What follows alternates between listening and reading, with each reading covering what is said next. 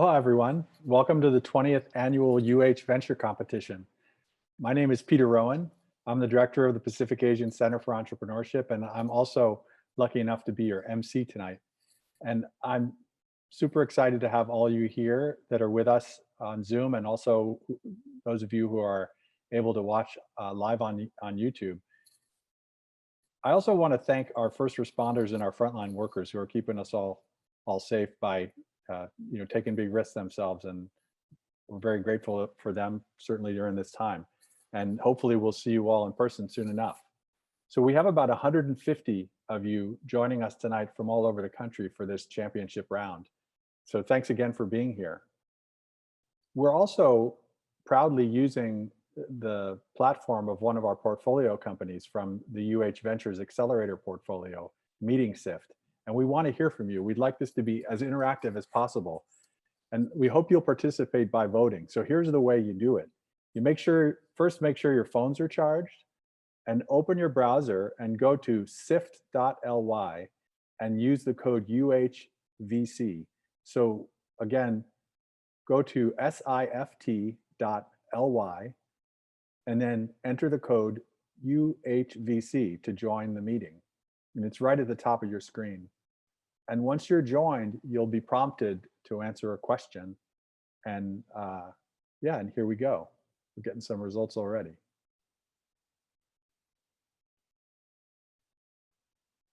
So far we have some, the farthest away I see is Seattle, although I see Long, maybe that's Long Island.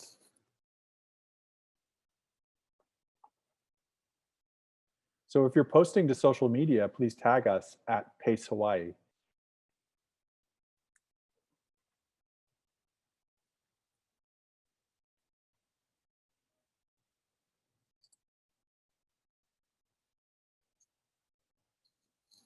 Well, that's great. The results are coming in. Hopefully you can see those results as well. We're going to keep using Meeting Sift throughout this program.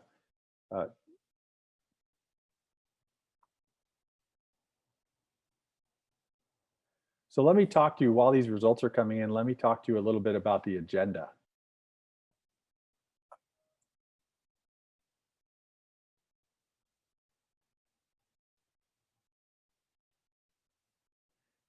So we're going to have introductions of the judges, and then we're going to see, and I'm going to make a few comments. I'm going to try to keep them short because that's usually the boring part. And then we're going to go right into our finalist presentations. So we have 3 finalists: What's Fresh, Manaola Innovations, and Pono Potions. And we're going to actually go for 10 minutes with each team, and then we're going to have 10 minutes of Q&A from our judges, who I'll introduce in just a moment. And we will have a chance also to take questions from the audience towards the end of each presentation. So stay tuned, and you'll be able to put your question in on sift.ly. So tonight, our teams are competing for more than $50,000 in prizes. We're so excited about that. And none of this would be possible without our amazing supporters. So first and foremost, I'd like to thank HEI Charitable Foundation and Hawaiian Electric for being our title sponsor. Your partnership with us over these many years and your investment in PACE makes this semester-long program possible. Later, we're going to hear from HEI President and CEO Connie Lau. And I want to give a special shout out to AJ Halagao from HEI for his tremendous support behind the scenes.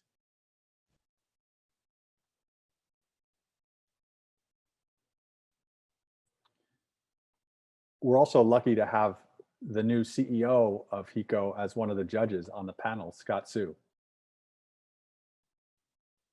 So then we also want to recognize and thank our generous prize sponsors. Highbeam has sponsored our 3rd place prize in honor of the pioneer Billy Richardson, who has helped so many of us as entrepreneurs and helped our entrepreneurial ecosystem so much during his life here. And in addition to the cash, each of the winners will receive in-kind, very valuable in-kind prizes. So they'll get legal consultation from Greg Kim of Vantage Counsel. They'll get marketing consultation from Pia Arma of Pineapple Tweed. They're going to get digital marketing and design package, a digital marketing and design package from Travis Ito of Blue Logic Labs. Travis is also, we're very proud of him as a former PACE alum, as a current PACE alum, of course. There's also a startup package from Sultan Ventures, thanks guys, and a co-working space pass from Impact Hub, Honolulu. So if you want to see the full list of prizes, we couldn't fit them on this slide. We have so much support from the community, which is wonderful, but you can see that on our website. And please thank these folks when you see them, write them an email or tweet them. We're so lucky to have them in our corner. So I want to, because I usually forget to do this, I want to make sure I shout out my boss and Shidler College Business Dean, Vance Rowley, and our board of directors, including our chairman, Rich Wacker from American Savings Bank. This is a group that's really the foundation for all of our programs at PACE. Thank you very much. So this is the 20th year of the competition, which was formerly called the Business Plan Competition. We have a new name, you'll notice that. And the new name reflects the fact that we usually here in startup land don't ask people to write business plans anymore. What we ask them to show us is proof that their business is really solving a problem that exists out there in the world. So we put the emphasis on traction. This is not an academic exercise. You'll notice right away that these are very early stage businesses, but they're all real ventures and they're really out in the world already. So they've taken it out of the classroom, and that's what we want this program to be about. We want this program to be about launching new ventures in Hawaii, not about writing a beautiful plan. Planning is important, but the plan itself is sometimes less important than the doing. So when COVID-19 hit, we knew we had to find a way to move forward with this competition, even though we couldn't do it in person, because more than ever, our students need the support to help them move forward with their companies. You know, I think this pandemic really shines a bright light on how dependent we are on a few industries, and an even brighter light on the opportunity for us to support entrepreneurs and the next generation of Hawaiian students and entrepreneurs. So the job market's going to be tough. We all know that, and I think there's no reason to sugarcoat it. But it's always been our mission to educate and invest in entrepreneurial thinkers who can find innovative solutions to the problems we face. And they're our future for a resilient Hawaii. And I think that it makes what PACE does even more important now than ever. So this competition brings students together from across the university system, and it's an opportunity for us to connect and grow. Normally we do this in person, and after the presentations are done, you'd have the opportunity to meet each other during a networking reception. Of course, we can't do that, but this is still a critical time that's allowed us this critical time has allowed for investment, partnership, internship, and job opportunities to materialize. That's what usually happens out of these networking sessions. Since we can't do that this year, we really encourage you, if you're interested in our teams, don't hesitate to reach out directly to them or to us. We'd love to connect you. So the journey for our finalists began in January. Over the past 3 months, they've poured hundreds of hours into interviewing potential customers. They've developed real traction for their ventures that I referred to earlier, and they've created comprehensive plans for winning in the marketplace. So they've also prepared a very compelling pitch, and they beat 26 other teams along the way in the first few rounds. So they've worked really hard to get here, and they absolutely deserve to be where they are. So before we begin the presentation, I have a couple more housekeeping announcements. So for those of you watching at home, don't forget to participate with Meeting Sift. Again, go to sift.ly and use the code UHVC. So you'll have a chance to ask questions and chime in with our polls. So each team is going to have 10 minutes for their presentation and 10 minutes for Q&A.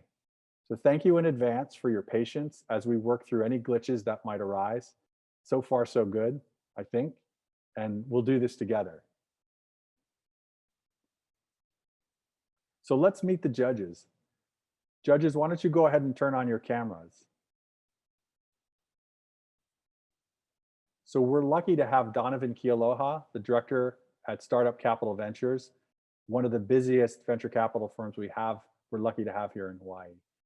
And we have Benny Madsen, founder of Oceans Royale. He's been supporting entrepreneurs in Hawaii and on the mainland for a very long time. I mentioned we're lucky to have Scott Sue, the president and CEO of Hawaiian Electric. And we also have Mark Watkins, a longtime entrepreneur and founder of Bookship. So you can read more about each one of them on the website. But again, I just want to say thank you very much for taking the time out to make this a real world experience for these competitors. So teams, are you ready? Audience, are you ready? I'm ready. So we have a strict timekeeper, and we're going to cut you off at 10 minutes, but I look forward to seeing the first presentation. The team that's going to go now is called What's Fresh. And I'll let them introduce themselves, but they've been coached by Mark Tuara.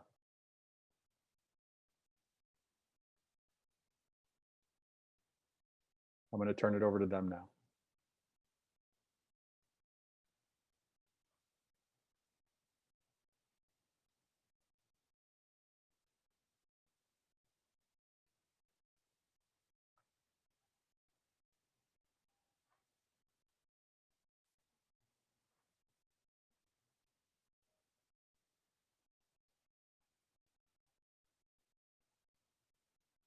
Hi, everyone. It's great to virtually see you all. Can everybody hear us? Hi.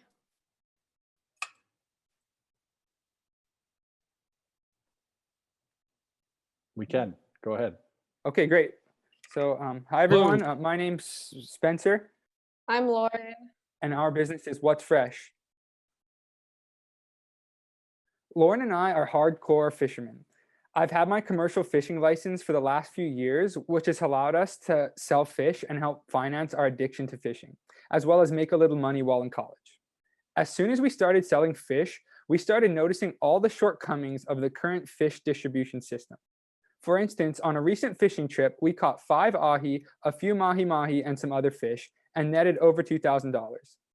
To sell the fish, I maxed out my buyer network, but my mom's friends can only buy so much fish. So we had to take one of the ahis to the auction, and it sold for a fraction of the price of the others.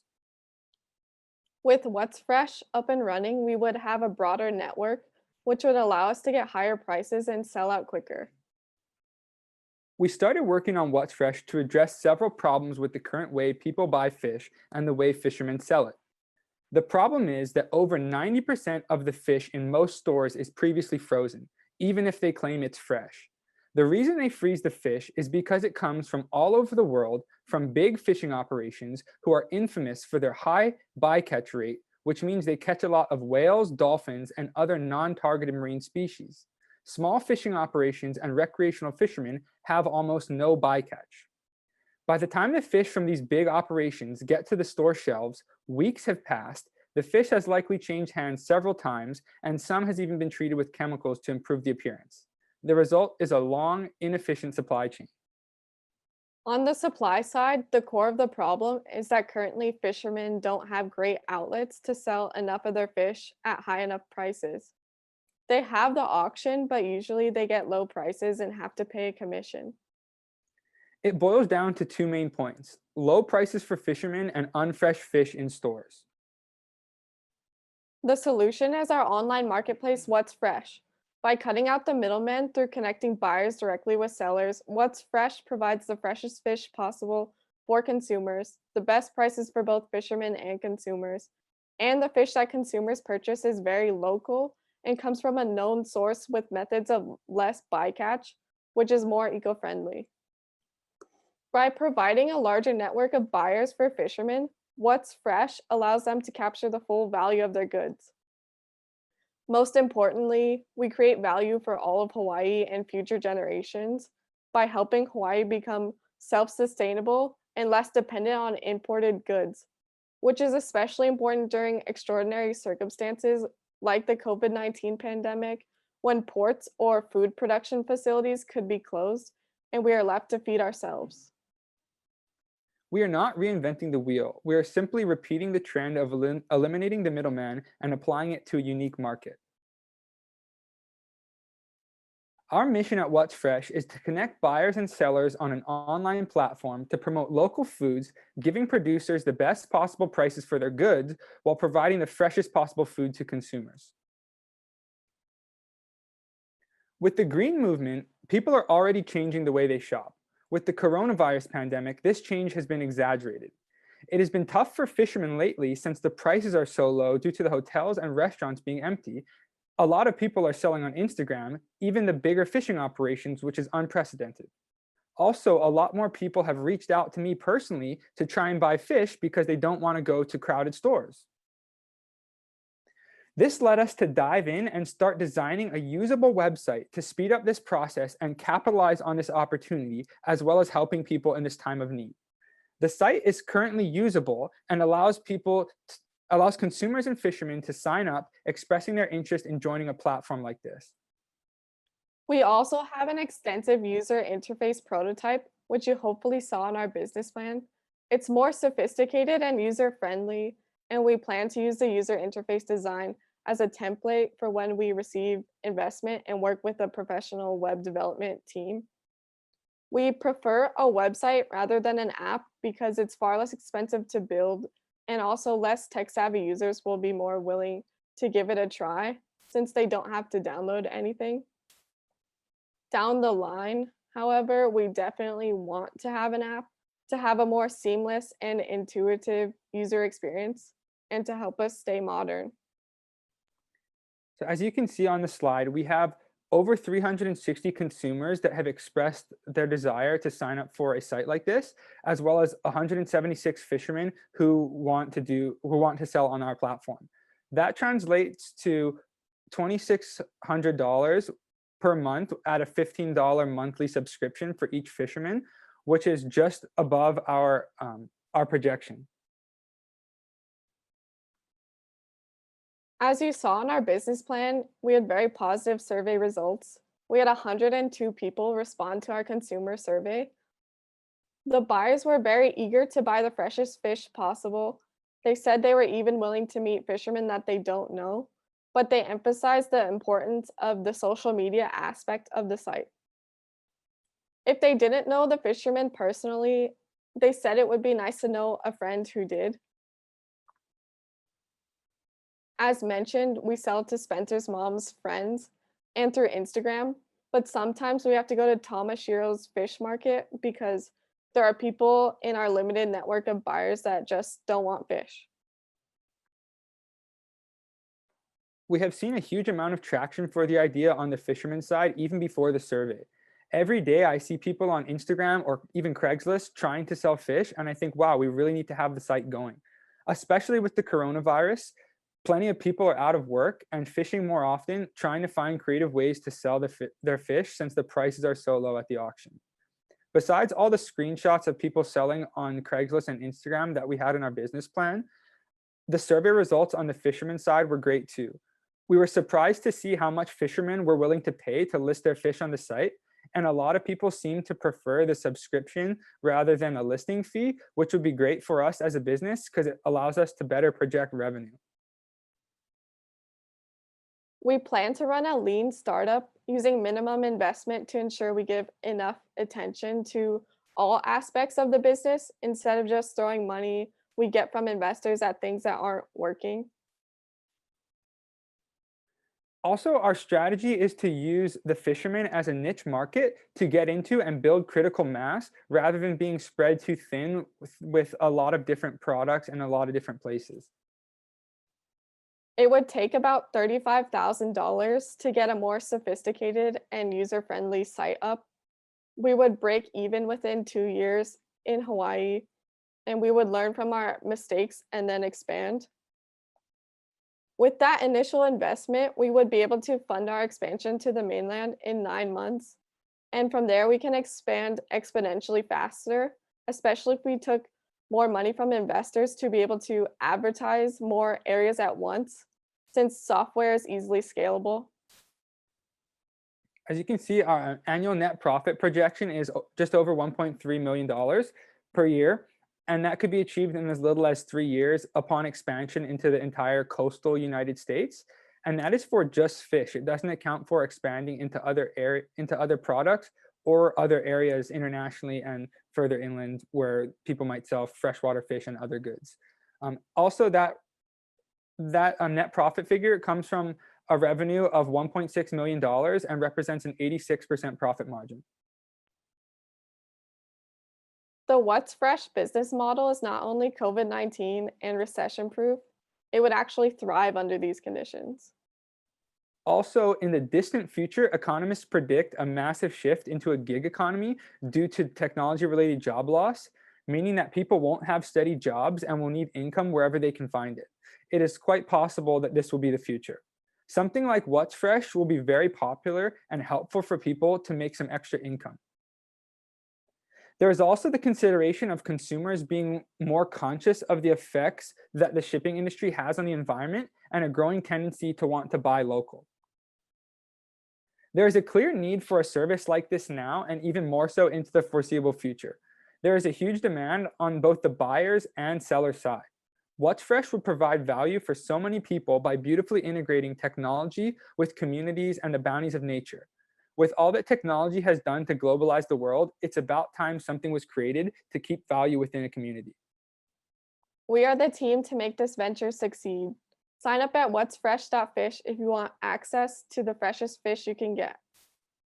Thank you for listening, and we hope to have the upgraded site up and running this summer, allowing the people of Hawaii to finally see what's fresh.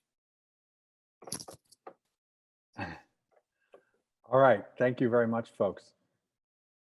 So you. audience members, please send us your questions on sif.ly. And now we'll take questions from the judging panel. Peter, can I start? Yes, sure.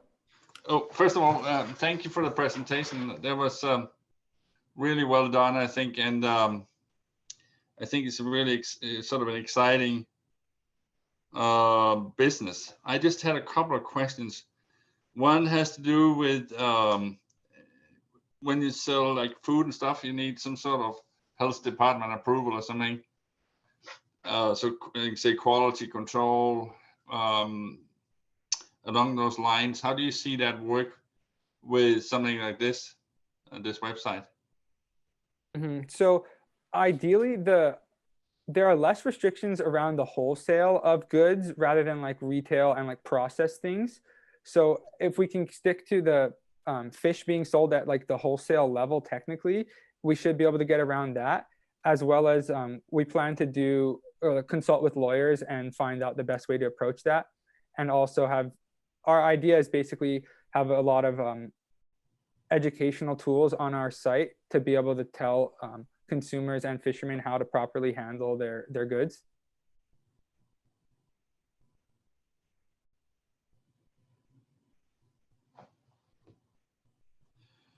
I don't know, Peter, can I ask another one? Yeah, of course. Any of the judges can chime in at any time.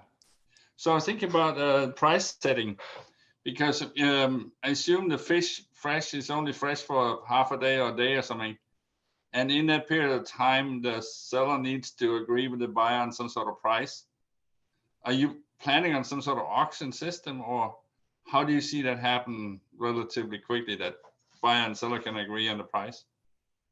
So we plan to have it as the fishermen can list the price, and we want to give them a lot of resources to see what kind of like the current price is, sort of like maybe a stock market sort of idea, where you see like mahi is selling for this much today, or at least being listed for that much. So the fishermen know about the ballpark to list their fish for.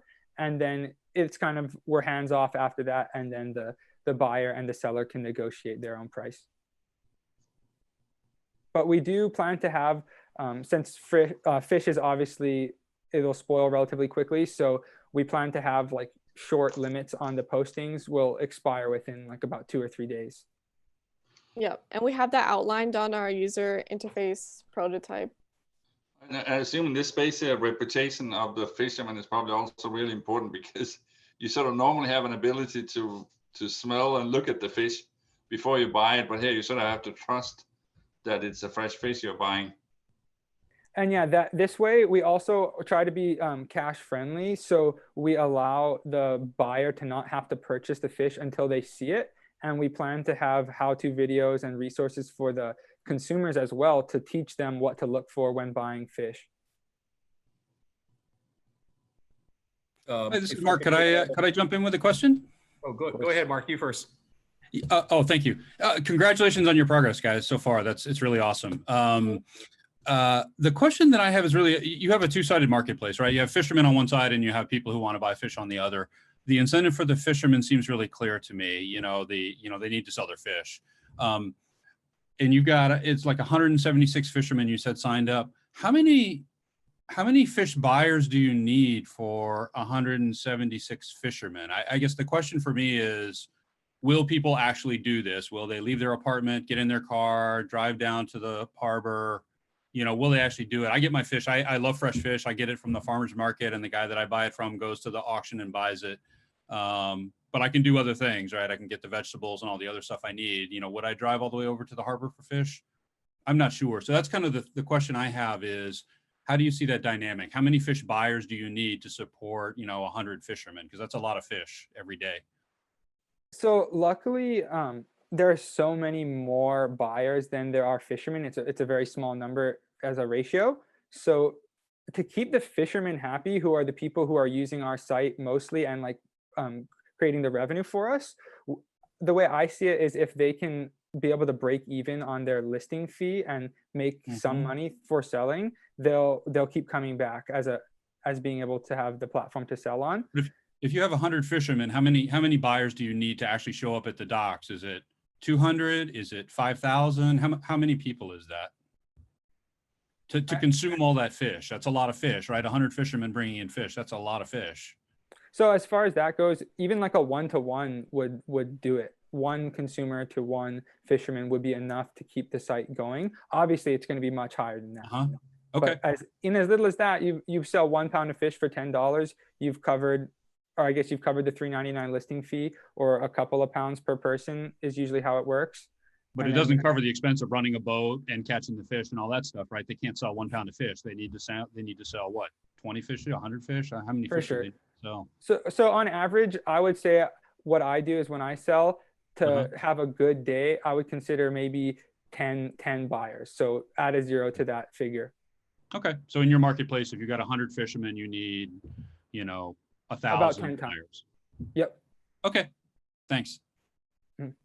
That, to me, that's the thing you have to prove, is that people will actually show up at the docks and buy fish. Everything else will sort itself out. The price, the listing fee, that stuff will all sort itself out. If you can get people to show up and buy fish, then it's going to work. For sure. And one thing that we have thought of is being able to have a lot of these fishermen are like semi-commercial or recreational. So we try and help them to sell their fish by allowing them to list more than one location. So maybe they list their harbor, they list their house, and they list their workplace. So they can appeal to all those people and try and meet them rather than having to drive all over the place. Got it. And awesome. I think there's a high enough volume of buyers that it won't be you have to drive an hour to get fish. It'll be within 2 miles of your house. Okay. For most places. Thank you. Thank you. Related to that question, the issue of buyers, what are the strategies or thoughts on acquiring buyers? Is it sort of buying social media ads? What are some ideas about getting it from 300 to 1,000? So we plan to do social media ads for sure. We'll try and get some news coverage, maybe some other kind of radio ads. And then ideally the word of mouth will just keep people happy, try and respond to the consumers at first and see what we can do to improve our site. And then hopefully it will spread from there. And then once we have the revenue or investment, we could do some better marketing on the TV, or even just better paid on ads on YouTube and things like that. I guess the economics for the fisherman is not that they need to sell out, so they don't need to have 10 customers that day. The economics just for the fisherman has to be like they have to pay for the subscription. At that time they're making more than if they had to throw the fish out, I guess. Exactly, and I think that'll at first, at least, ideally we'll have enough buyers to where it's selling out, everyone's selling out. So actually, I don't know, in the business plan, if you guys saw the site Fresher was up for a while, and I spoke to the founder of Fresher a lot, and he said in their experience, the fishermen would always sell out. Like the buyers would come back, they'd be excited, and they'd buy as much fish as the fishermen could catch. So I was actually going to ask you about that. So why didn't Fresher work then?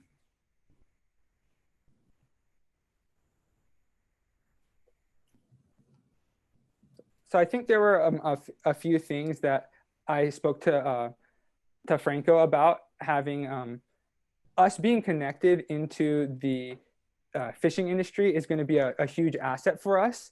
And as we quote, he didn't have an in with the fishermen, and we do. I know hundreds personally.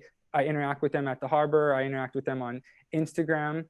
And I think that will be a huge asset for us, as well as making a priority to monetize the app right away, so we have incentive to keep going. Because Fresher wasn't able to get their app far enough along because of the expense of having an app, that they didn't have the ability to take a listing fees from their fishermen. But they did prove that there was a market there, and they had very high customer retention. So everyone who used it really liked it and kept coming back. So what's your projections? I mean, you projected what, third year 1.3 million net profits, but that assumes you folks being able to get into all of the other states, the coastal states. I mean, what gives you folks the advantage or the ability to assume that you're going to wrap up that market versus other competitors coming in? So ideally, this kind of platform has low barriers to entry, but high barriers to scale. So we can, ideally, once we have the recognition and being first, we'll get the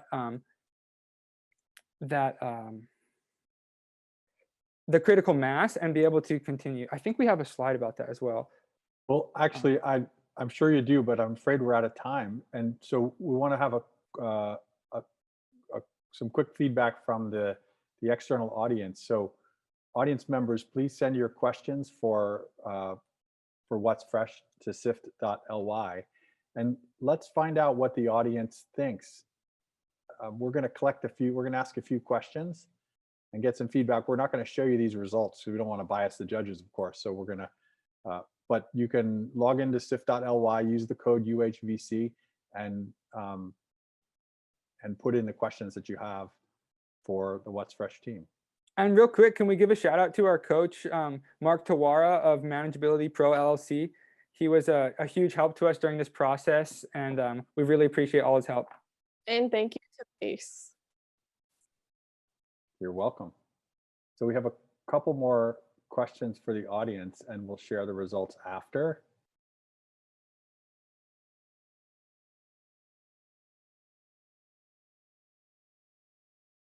So give us your thoughts about what's fresh. It's always great to have for entrepreneurs to get feedback.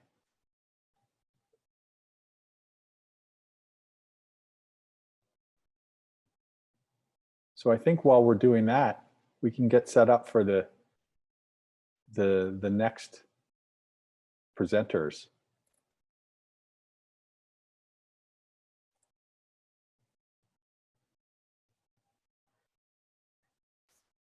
So the next team is Manaola Innovations, and their coach is Andrew Radin.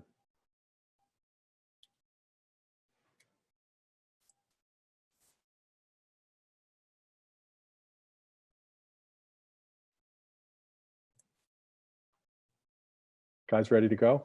Yep. Can I go ahead and share my screen? Yes, please. All righty.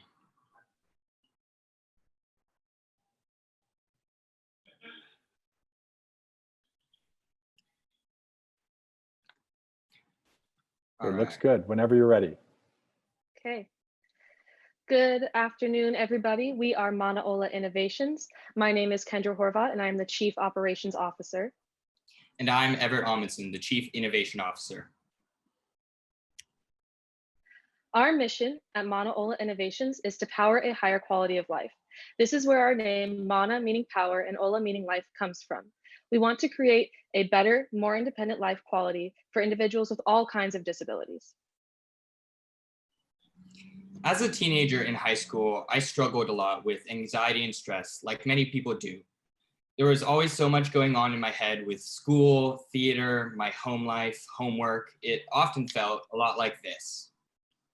I struggled to find anything that would help me with my anxiety. I tried medicine, therapy, medication, but nothing really worked. And at the end of a long, stressful day, the only thing that could really help calm me down was a hug from a loved one or a friend. We wanted to go and dive a little bit deeper into why hugging was so effective in calming that stress and anxiety. What we did is we created a survey that we distributed to people of our age demographic, and we asked them what they do to help calm their stress and anxiety. We saw that the top 3 methods listed below were the most effective in calming stress and anxiety in our demographic. We saw that first, 53% of people got relief from physical touch, 51% from exercise, and 55% from self-medication, whether this be alcohol use, marijuana use, or other non-prescription drugs. The one trend that we saw that was the same between all 3 of these coping mechanisms was that there was a physical release involved that allowed people to decrease their stress. We wanted to dive even farther into if compression was actually scientifically viable in releasing stress and anxiety. We looked at a few different compression methods. We first saw the popularity and growing market size of the weighted blanket market. We also were thinking about how swaddling is an effective use for calming troubled infants across the world. Finally, we saw that hugs and cuddling were very effective methods in more than just our research for reducing anxiety and stress. We then looked a little bit deeper into how have been studies proven that compression alone releases the 3 happy chemicals, oxytocin, dopamine, and serotonin. It also is proven to decrease blood pressure and slow your heart rate, which gives you a calm and relaxed state.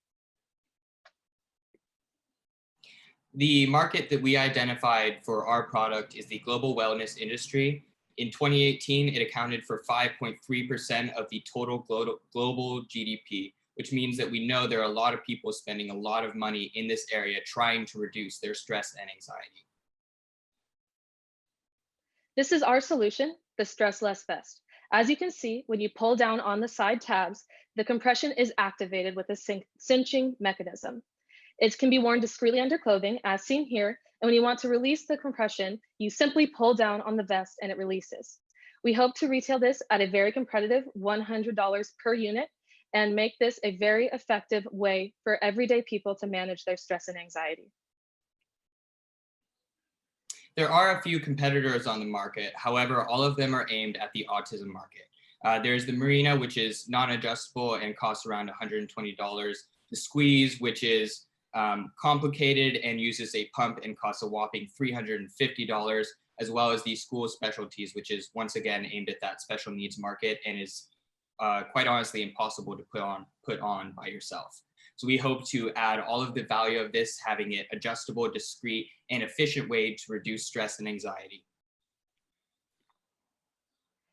We wanted to create a very effective go-to-market plan by somewhat mimicking the Gravity blanket, which is one of the predominant weighted blanket companies, their go-to-market strategy.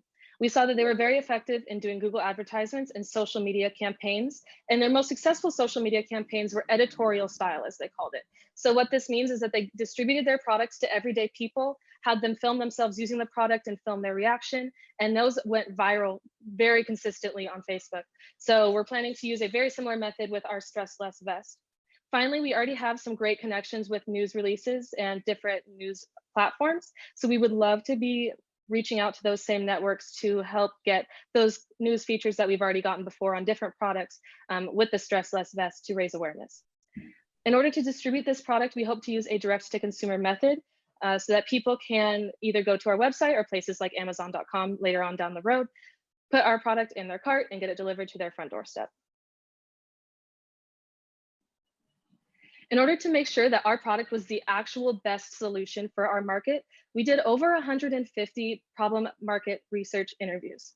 We first did problem analysis interviews that I touched on in the very beginning, where we were asking people of our specific demographic what kind of mental health issues they were struggling with, what coping mechanisms they found to be effective, and if they were even interested in something that uses compression to be worn on an everyday scenario. Next, we did product market fit interviews. We did these in 2 different rounds because we wanted to decide, is this a product that is for people with only diagnosed mental health disorders, or is this a product that can be more similar to the weighted blanket and be used for just the general population? We saw that they all were using different stress management techniques, but overall across the board, everyone was excited about compression and they recognized the benefits. However, after these interviews, we saw that the general population was a more effective market as they were more excited about the compression and we wouldn't have to go through the process of getting FDA clearance. Finally, we did user testing where we took our minimum viable product, as you saw in the previous slides, we put it on 30 different people. So first we walked up to an individual, we asked them to rate their stress levels on a scale of 1 to 10, 10 being the highest. We then had them put on the stressless vest for 30 seconds to 1 minute, activating the compression. And then after that 1 minute period, we had them re-rate their stress levels on a scale of 1 to 10. Of those 31 user responses, there was a reported 85% of those who were able to try on the stressless vest reported a reduction in stress or anxiety. On average, there was a reduction in stress of 24% and a reduction of anxiety at 28%. To dive a little bit deeper into this, to really see if it was effective or not, we wanted to see if those who rated their stress as a high level, which we deemed at a 7 or greater, if it was still effective to them. And we found that it was even more effective. People who rated their stress at a 7 or higher received a 32.5% reduction on average, and those who rated their anxiety at a 7 or higher received a 42% reduction on average. We also got a lot of amazing positive comments. Many people simply did not want to take off the vest. They truly loved it. They asked if they could keep it, and when we told them that unfortunately they couldn't keep it quite yet, they asked where we could buy one. They felt safe within it. They liked that the compression was adjustable so that they didn't get too claustrophobic. And they also liked the slimming effect of the design, making sure that they felt good and looked good inside the vest. So after all of this heavy lifting, we decided that our market was best fit for the consumer market. These individuals are likely between the ages of 15 to 30 years old, as we see that this is the demographic that is most open in talking about and finding solutions to their high levels of stress and anxiety. They could be college students or young working professionals. They're opposed to self-medicating or looking for healthier alternatives to self-medication. They probably already use other stress reduction tools. So whether they're already using a weighted blanket, whether they're using apps like Calm or Headspace, they could be using essential oils, they could be doing yoga to try and reduce their stress. They're people that are aware of their stress and actively searching to find solutions. They care about their appearance, which is why it is so vital that our product is discreet and slimming, and they're gonna wear it on knowingly stressful days. So whether they're showing up to a job interview or even a first date, they can wear it underneath their clothing and know that they have that added layer of comfort, that they can activate the compression and feel that instantly soothing effects whenever they need. This is our amazing team of innovators.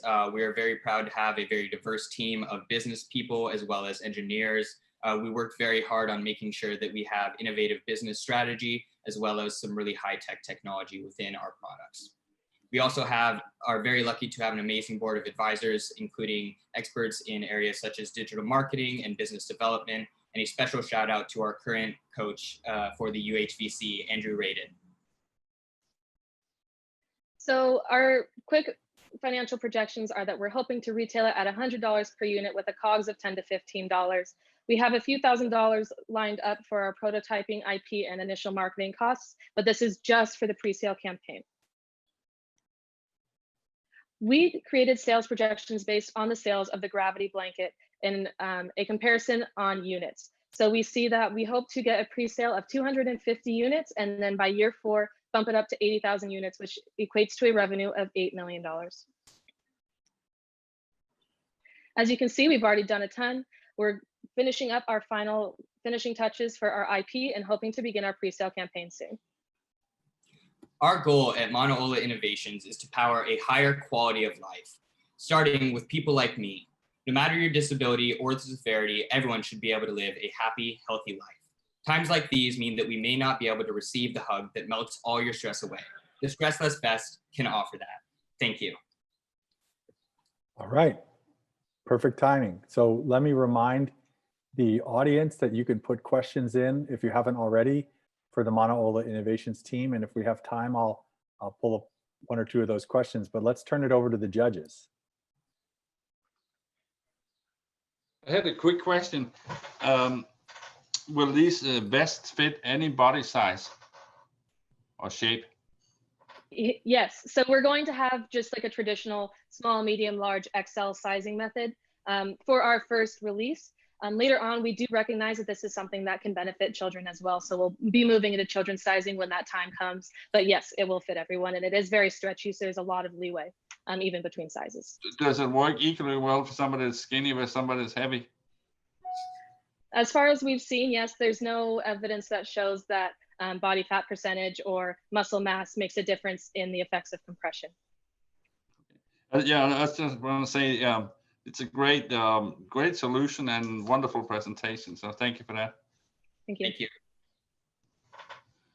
Can you guys talk about the work that you put into just sourcing on the prototype?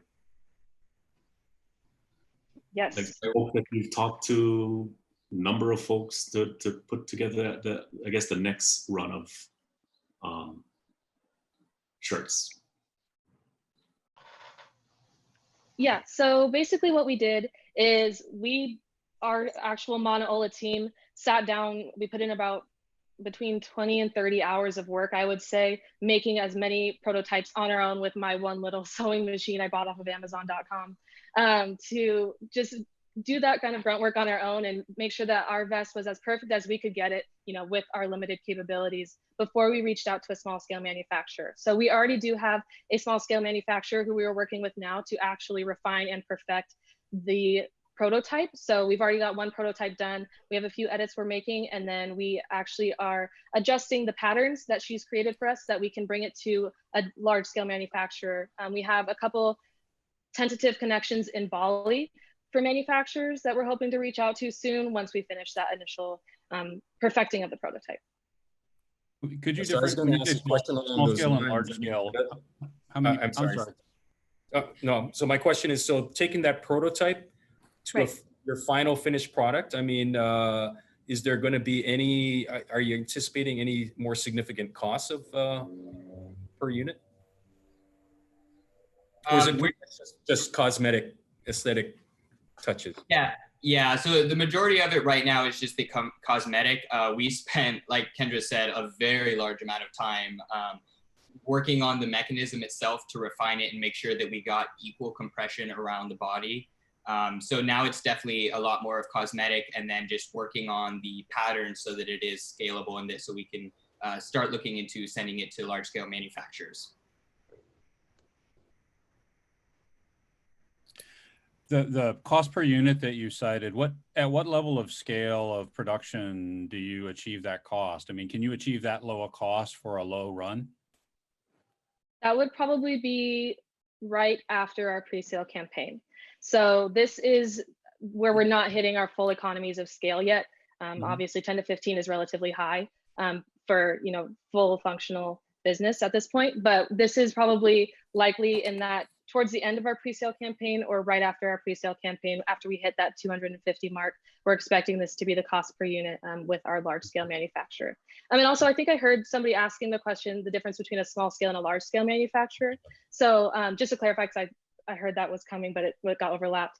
The small scale manufacturer is somebody that we have here. So she actually is a independently owned business. She has a few sewing machines that she is working out of her house to actually get all these prototypes done. So realistically, that small scale manufacturer can make us probably up to around 25 to 30 units, which will be great for our initial marketing campaigns and making sure that we get it distributed to our early influencers.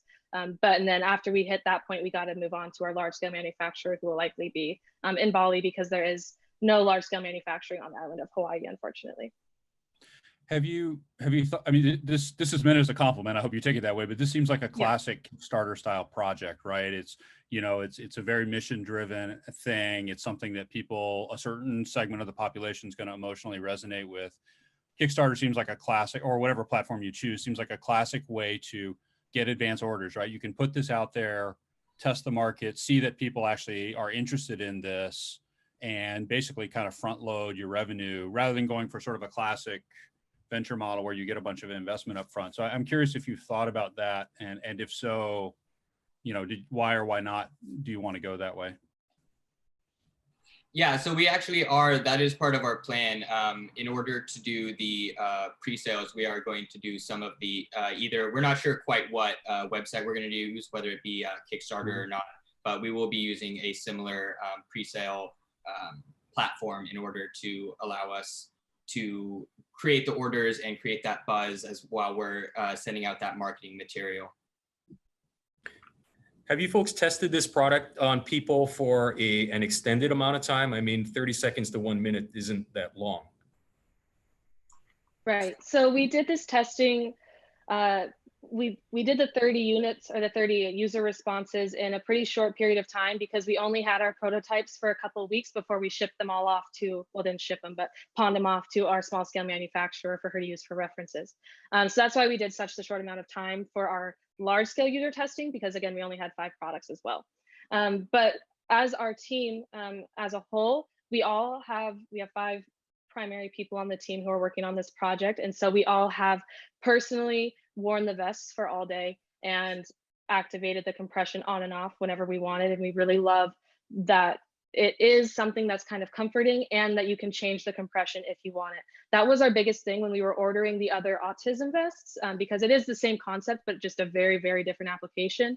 When we were getting those vests that were targeted at the autism market, almost none of them were adjustable. And as soon as we all put them on, because we passed it around in our little executive meeting, and we were like, okay, this feels really good, but I need it to release whenever I want it to, because I'm going to lose it, So when we came up with the idea of being able to release it at any point in time and change however long I want the compression on, maybe I love compression for 5 minutes or Everett only likes it for 2.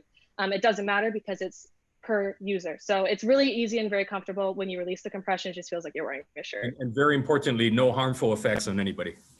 No. Right. Yeah. You can release it easy peasy. So I had a quick question before the time runs out. What intellectual property are you able to protect? Right. We're working on 2 different methods of intellectual property. The first is making a little bit more of a unique design so that we can get a design patent on it. The second is we actually have a really strong mechanical engineering team who is working on a unique tightening mechanism for the side straps. So as you could see in the video before, the straps were just hanging down at this point because it was our minimum viable product. We weren't terribly worried about those little nuances at that point. It was just seeing if it worked. But what we are working on is a tightening mechanism that is unique and not on the market at this point, but it basically would suck the strings into a little tightening mechanism that would be on the side so that it is more discreet, and that in itself would be patentable for sure. But other than that, there's nothing that would prevent somebody from copying you. The design patent would be the most effective in preventing someone from copying us, but technically the idea of compression isn't, something that we can patent. We can't patent compression as a whole. Yeah. I mean, I think with a product like this, the best competitive advantage is brand loyalty, right? People believe in a product, that's going to protect you more than, and that they feel like it works. That's going to protect you more than a patent. Yeah. Mm-hmm. And just to touch back on the other comment about us testing it, it's actually so comfortable that I've been wearing it throughout the entire I was wondering when somebody was going to play that card. Had to get it in there before the time was out. Well, so we've had some wonderful questions from our audience. I wish we had time for all of them, and we'll definitely share them with the teams. But let me, so there were a lot of questions about IP, so I think that's definitely something to think about. And there were also a lot of questions about climate and how your vest would handle different temperatures, like in a hot, humid climate. Does it become uncomfortable to wear, or is there a way that it can have a cooling effect? So maybe you can comment on that before we run out of time here. Yeah, so like I said, I've actually been wearing it this entire time. We worked together with our small scale manufacturer in order to choose materials that were breathable and that would not heat up. We're using a synthetic material that is very similar to some compression wear that women use, that's very breathable and is not heat absorbent. So it should, we're using it out here in Hawaii, and I can keep it on for the majority of the day. So we're using that as the basis for us being able to use it in any sort of climate. But we will be continually working with people, with our manufacturers, in order to make it as usable as possible in different scenarios. Okay, all right, great, thanks, good job. So while we're transitioning over to the next presentation, we have a couple of questions for the audience, the external audience, about Manaola Innovations. So if you wouldn't mind paying attention to sif.ly and give us some feedback on a couple of questions that we have. And we'll share that feedback with you later in the presentation. We don't want to have any unfair influence on the judges, of course.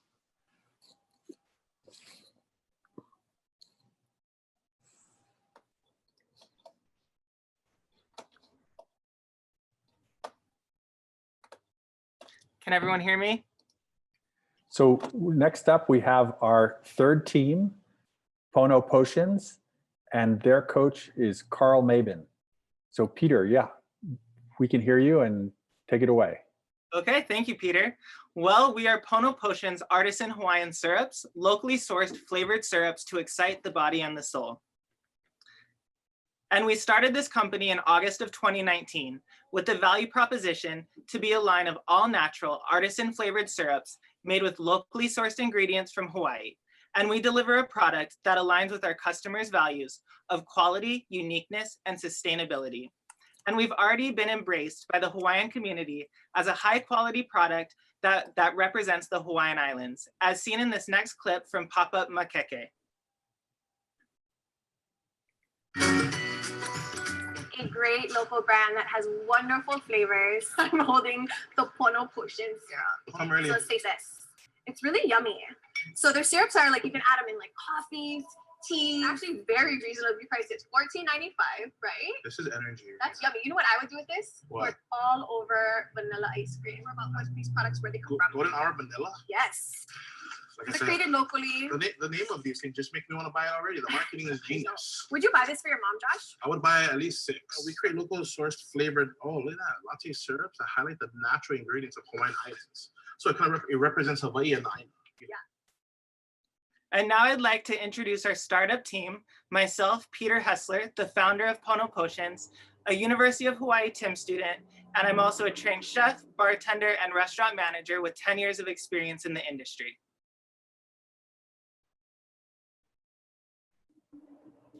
Hi, my name is Christilei Hessler, owner Peter Hessler's older sister. I am the chief legal counsel and bookkeeper for Pono Potions. I have a wealth of legal and business experience. I earned my law degree from the William S. Richardson School of Law, and I've been a practicing attorney for 6 years. Growing up, my brother and I worked at our family business, a large-scale catering and events venue. Here, we learned the ins and outs of business operations, including how to prepare financial statements and budgeting spreadsheets, 2 skills that I will utilize at Pono Potions. My name is Madonna Castro-Perez. I'm a first-year law student and an Ululehua scholar at the William S. Richardson School of Law. I have experience in coordinating and marketing events, and I'm the Director of Operations and Marketing Analyst for Pono Potions. We started this company with a simple idea based on 5 market opportunities we saw in our state. There's an abundance of unique local ingredients all year round. There's a growing demand of artisan products, a popularity of all natural and organic ingredients, the huge spike in craft or third wave coffee shops in Hawaii and around the world over the last 5 years, and my personal expertise in knowing how to create these flavored syrups. So we've identified the 3 problems with the current flavored syrup market. There's no viable alternatives to mass-produced, artificially flavored, and inorganic syrups. There's also few options offering herbal, seasonal flavors to attract the emerging millennial market. And also there's a lack of corporate social responsibility and sustainability with all of our competitors. So we've come up with a 5-step solution for these problems. Cultural significance. Being of Native Hawaiian descent, it's very important to infuse the Hawaiian culture into all of our products, from the labeling design to the names to the ingredients we use. Exciting flavor profiles. We want to utilize unique herbal ingredients from Hawaii to attract our millennial customers while also differentiating us from the competition. Excuse me 1 second. Ingredient integrity. We use an unprocessed, unrefined raw turbinado sugar, as well as all USDA organic certified ingredients in the production of our syrups. Commitment to community.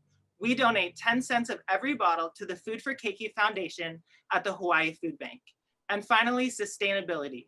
We've implemented a bottle return program for our wholesale clients on island, so they can return used bottles to us for recycling for a $1 discount off their next invoice.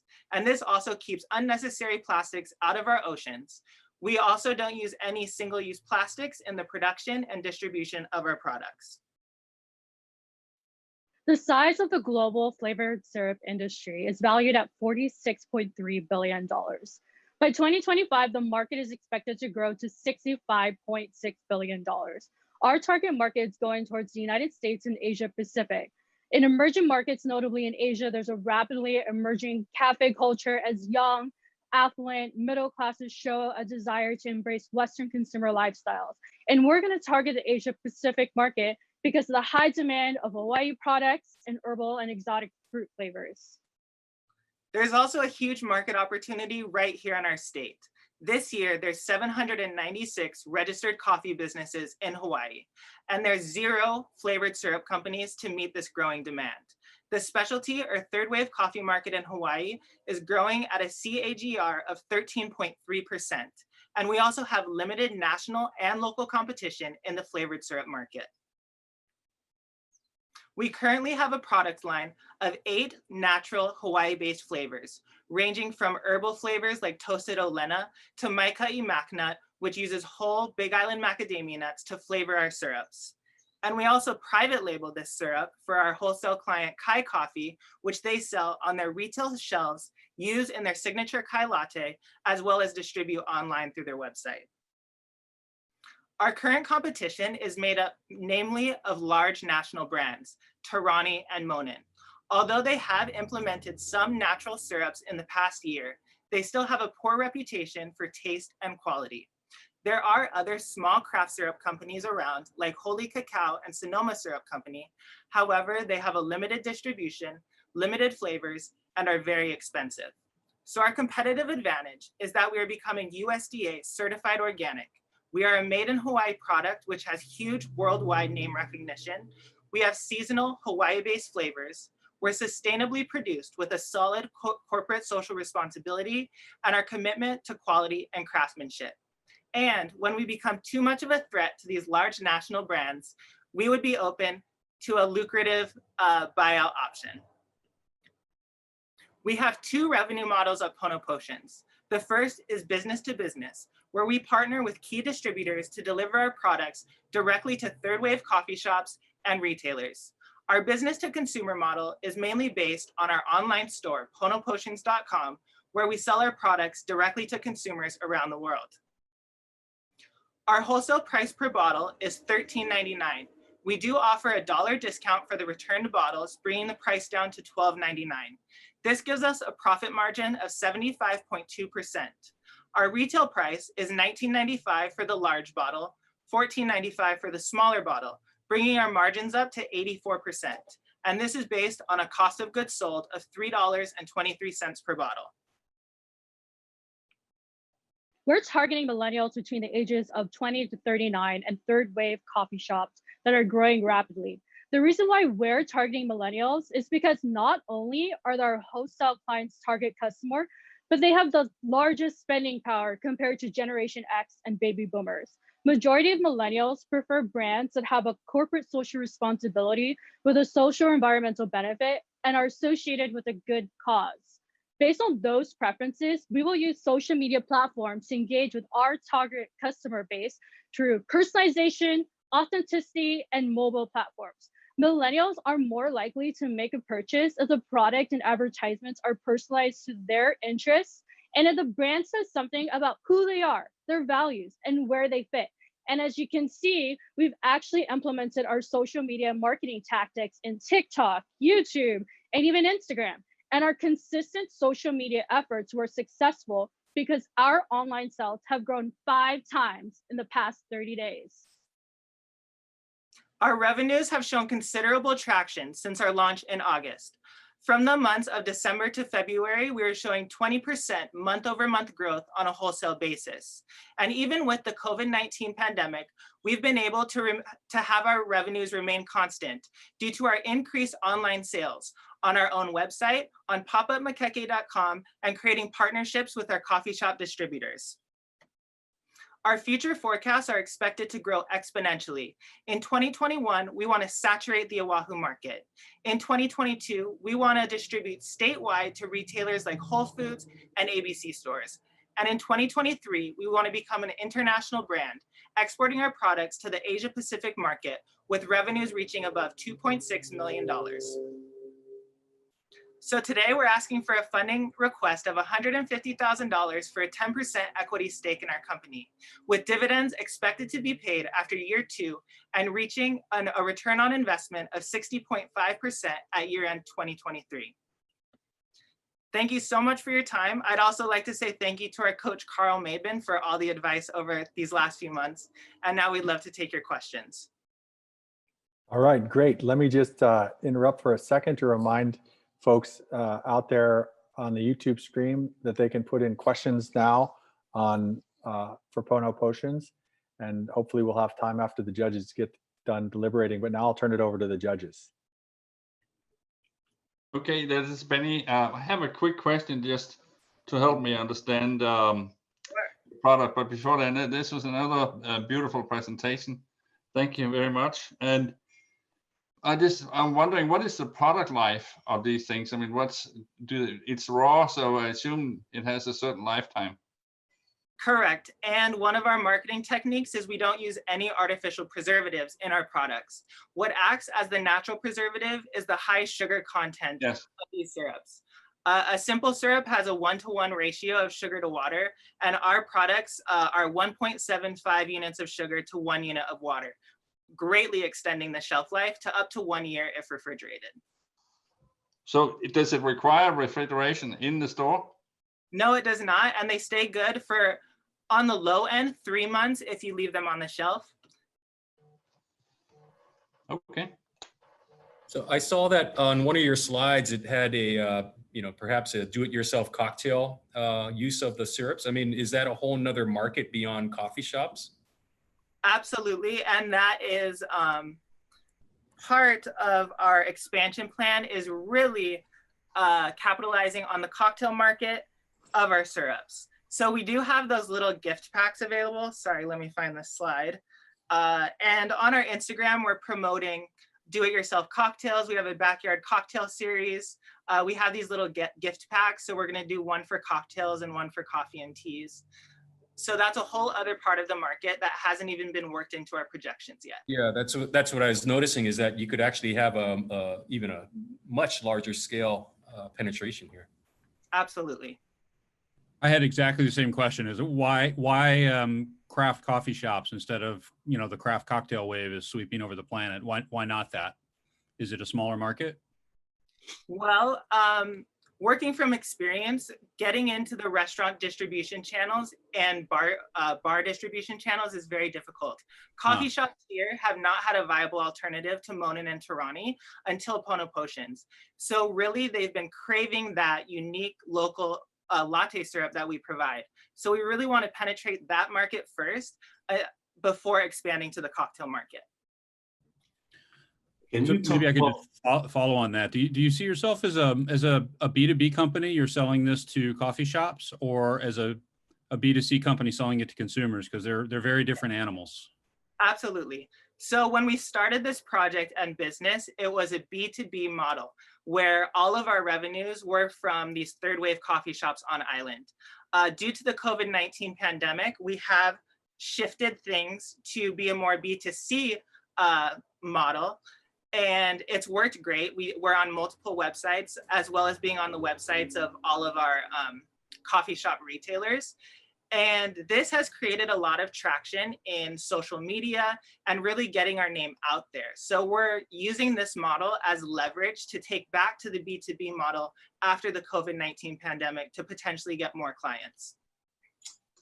I'm thinking that a subscription model, because when I see your product, I'm thinking, first of all, they're great gifts for tourists to buy. But I'm thinking that because you have the seasonality in the products, that maybe there's a subscription model also, so people get it by mail.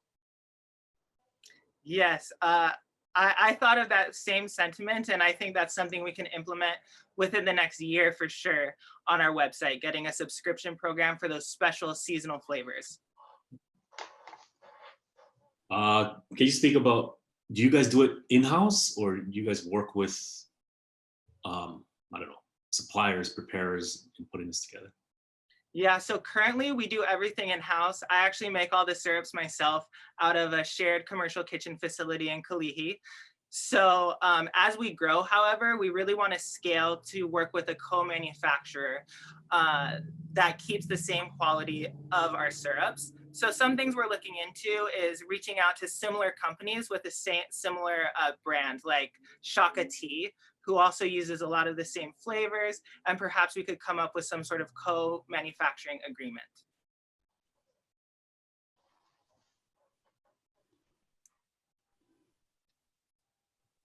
I love the brand. I love the you know, and the sort of that the circle of life diagram you have, you know, really seems to integrate really well with your brand. So I think there's a lot of things you can do with that. So I think the branding opportunities there are really strong for you. And I mean, with this kind of a product, you know, branding is everything. Well, branding isn't everything, but branding is a lot. So it seems like you have a great foundation, and congratulations on having revenue, by the way. That's the ultimate proof. You know, if you build a product and you have people buying it, that's the ultimate proof.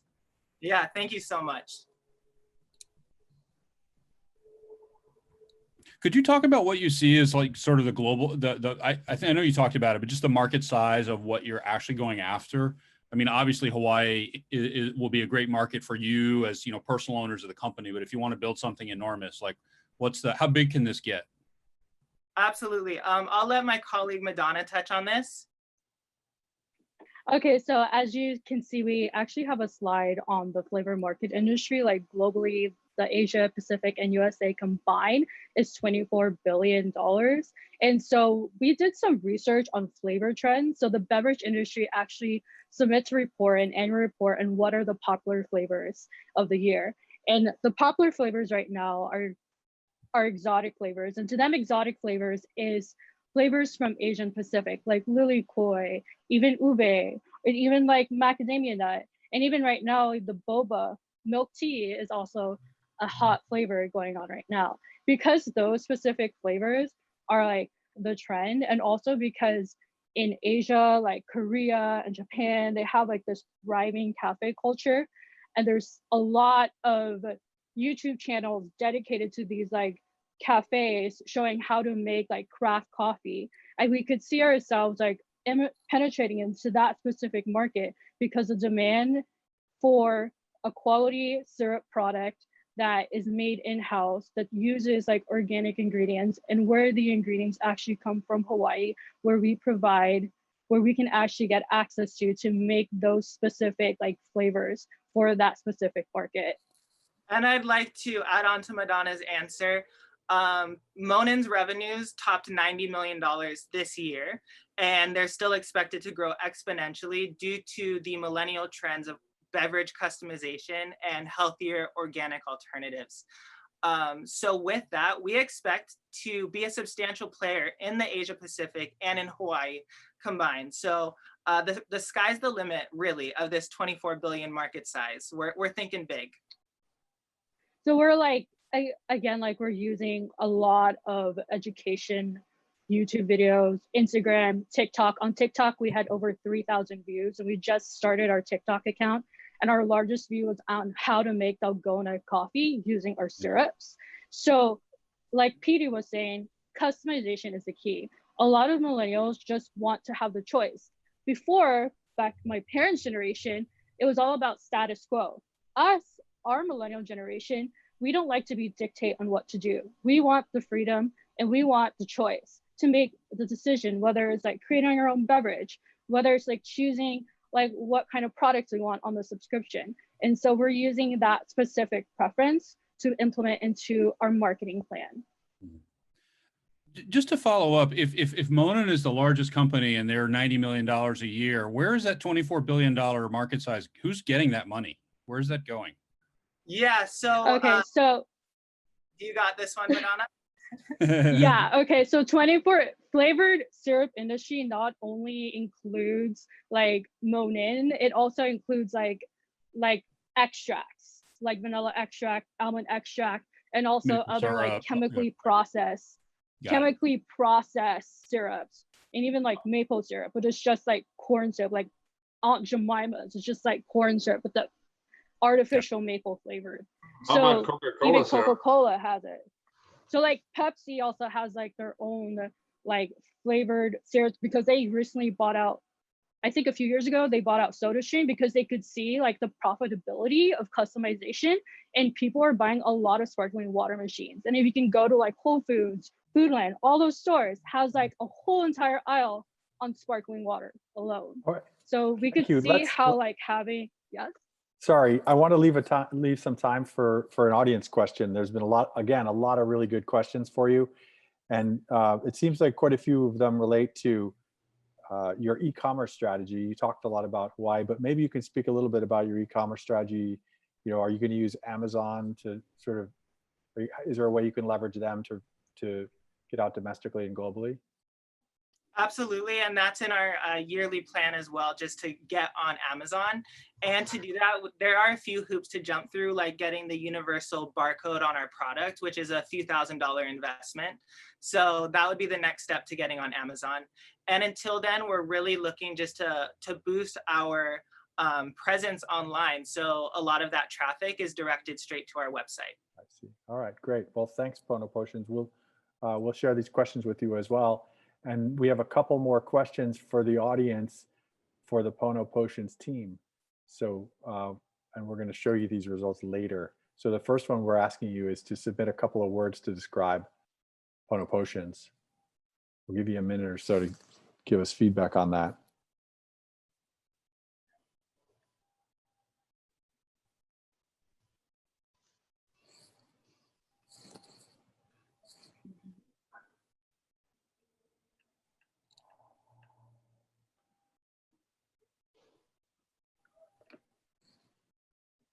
So we're also going to ask the audience out there a couple of other questions like we did each other team. So the opinion of the audience on what the team should be working on and encouragement about moving forward. But I'm pretty excited to say congratulations to the teams. Now is an opportunity for you to relax. You finally gotten through the hard part. And so while the last few questions are coming up for the teams, we'd like to invite the judges to move to a breakout room. So you're going to get a prompt on Zoom to join a breakout room. Before you disappear, let me just thank you again for the great Q&A and the great feedback on the project so far. So we'll see you judges back here during the award ceremony. And in the meantime, everyone else, we're going to switch gears here for a moment. And we're going to showcase the UH Ventures Accelerator.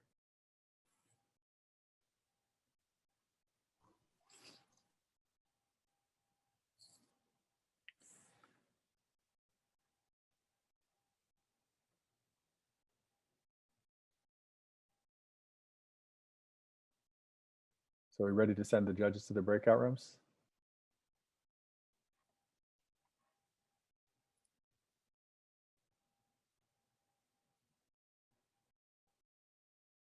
Okay, so many of you know that this year PACE took over the responsibility for running UH's accelerator program.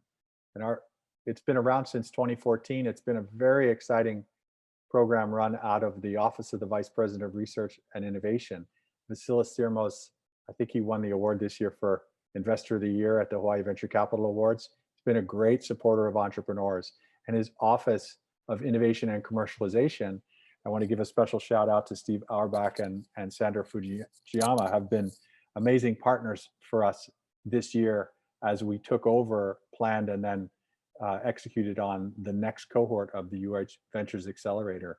So this is a very serious step for UH, where we have all of these programs to encourage people to be entrepreneurs and to help them launch businesses and to support them while they keep going. And by the time we get to the UH Ventures Accelerator, we're ready to invest make hard equity investments in these companies. And so we did that with 5 teams this year. And we have a really exciting cohort and who went through 12 weeks of sort of intense startup education with wonderful mentors and coaches. I want to take a moment just to thank Jill Sims, Eric Taylor, Susan Yamada, and Lee Wang, who were awesome coaches for the teams. And we also had a wonderful host of lead mentors and speakers that came and interacted with these folks every week for 12 weeks. And here's your encouragement if you're out there thinking about joining our portfolio. You can apply on the PACE site for the fall cohort. We're going to run another cohort starting late in August. And in the meantime, we're super pleased to introduce you to the 5 teams that have just completed the spring cohort. And for this part of the program, we've invited each of the teams to give a 5-minute pitch. And then for those of you at home, you'll have a chance to ask questions during another 5-minute section that I'll moderate. I'll try to moderate on using sift.ly. So without further ado, I think we're going to go to the first team, which is Hawaii Innovation Lab. Hawaii Innovation Lab's lead mentor, Isar Mustafanajad, has been a staunch supporter of PACE and now of the UH Ventures Accelerator, and we're so lucky to have him. I'll let the team introduce themselves, and I'll just remind you that you have 5 minutes. So go ahead.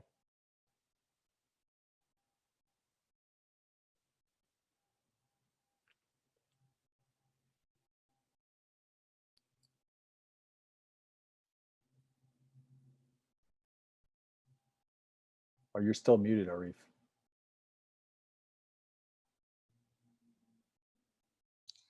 Thank you. Go ahead. Hi guys, we are Team Hawaii Innovation. Our product is a flexible mirror coating technique for solar thermal application. I'm Arif and other 2 members are not here today. Sun is an abundant source of clean energy. So energy is being created from sun using 2 ways. One is PV, which is a sunlight, which is non-dispatchable, capacity factor low, but very cheap, hence is popular. Another way is to concentrate the sun heat and use the heat to produce energy, which is dispatchable, capacity factor high, but very expensive. So the problem we are solving is to reducing the capital expenditure of CSP plant. So we have developed a technique to manufacture low-cost mirror for CSP technology. On the left is a current technique, which needs expensive equipment. And on the right is our solution, which is like 50% cheaper than current manufacturing technique, which is 5-step process compared to the current technique, which is 7-step process. Also, our technique reduces the overall energy cost by 10%. The competitive advantage of our product compared to the product in the market is 50% cheaper and also similar durable, and the reflectivity is similar to the other product in the market. On the right side, Rio Glass and 3M Reflective is a current product in the market, and on the left side is a prototype of our product, which is a flexible mirror. We are targeting 3 customer segments. So we interviewed about 190 potential customers, and we validated application of our technology in these 3 market. One is CSP mirror manufacturing. Another is solar desalination, using the solar heat for water desalination. And one is hydrogen production. However, we focused on the CSP mirror manufacturer for this program because we got maximum validation, most of the validation for this customer segment.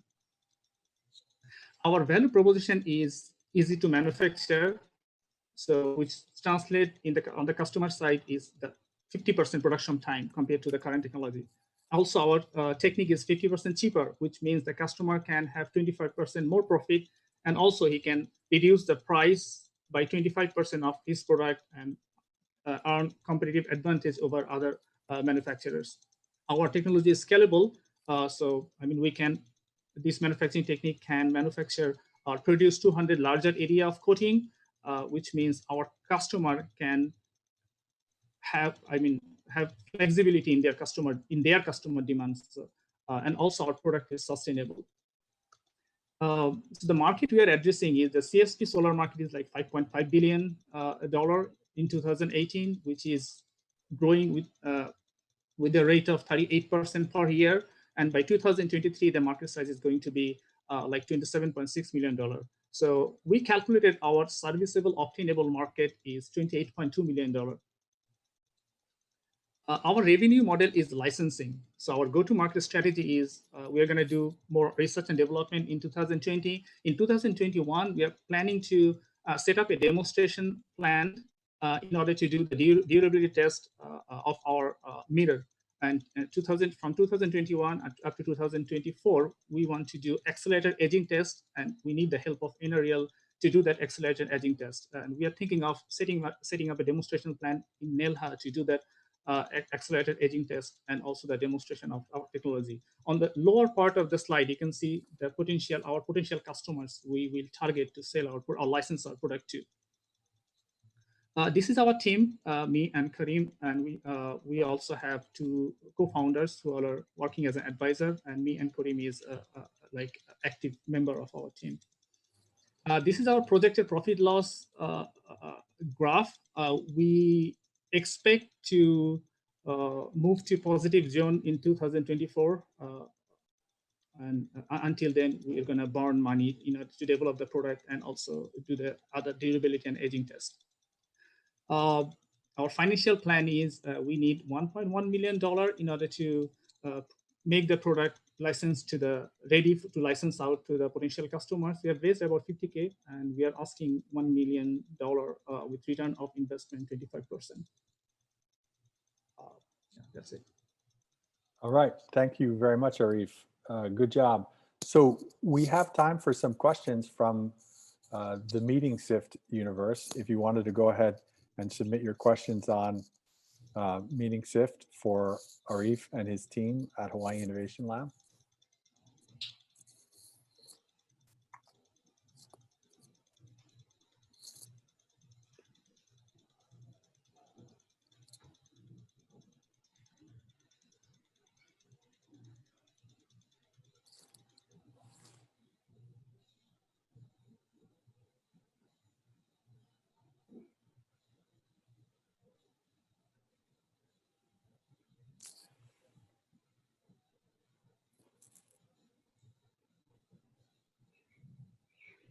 It looks like I might have needed to give the audience a break between the two pieces of the event tonight, Arif. But so you're going to get off easy with maybe no questions. The question? Okay, that's fine. Maybe audience are taking risks. Okay, well, if you have questions for Hawaii Innovation Lab, you can put it in to Meeting Sift, and then we also have a couple of other questions that we want to ask you about Hawaii Innovation Lab. We want to collect your feedback and give it back to the team, help them keep developing and keep going. So thanks very much, Arif. Yeah. And I think we will set up the next presentation. So let's just pause for a couple minutes to give people a chance to catch up. And then we'll shift over to you, Colby, okay? Okay.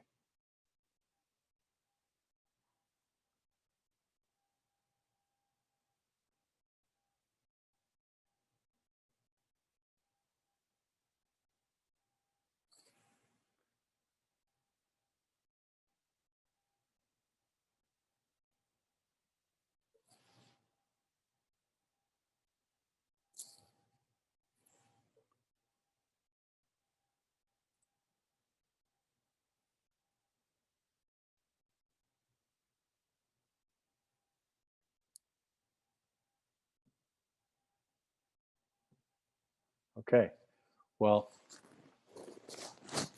we're getting some good feedback coming in. Let's, I want to advance this last question for you, for Hawaii Innovation Lab.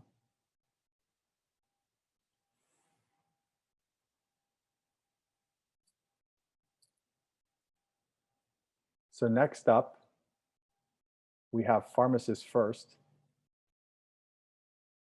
And Colby Takeda is going to present for 5 minutes. And I also want to acknowledge their lead mentor, William Donahue, for helping them throughout the cohort. So you ready, Colby? Go ahead. I guess you got to share your screen.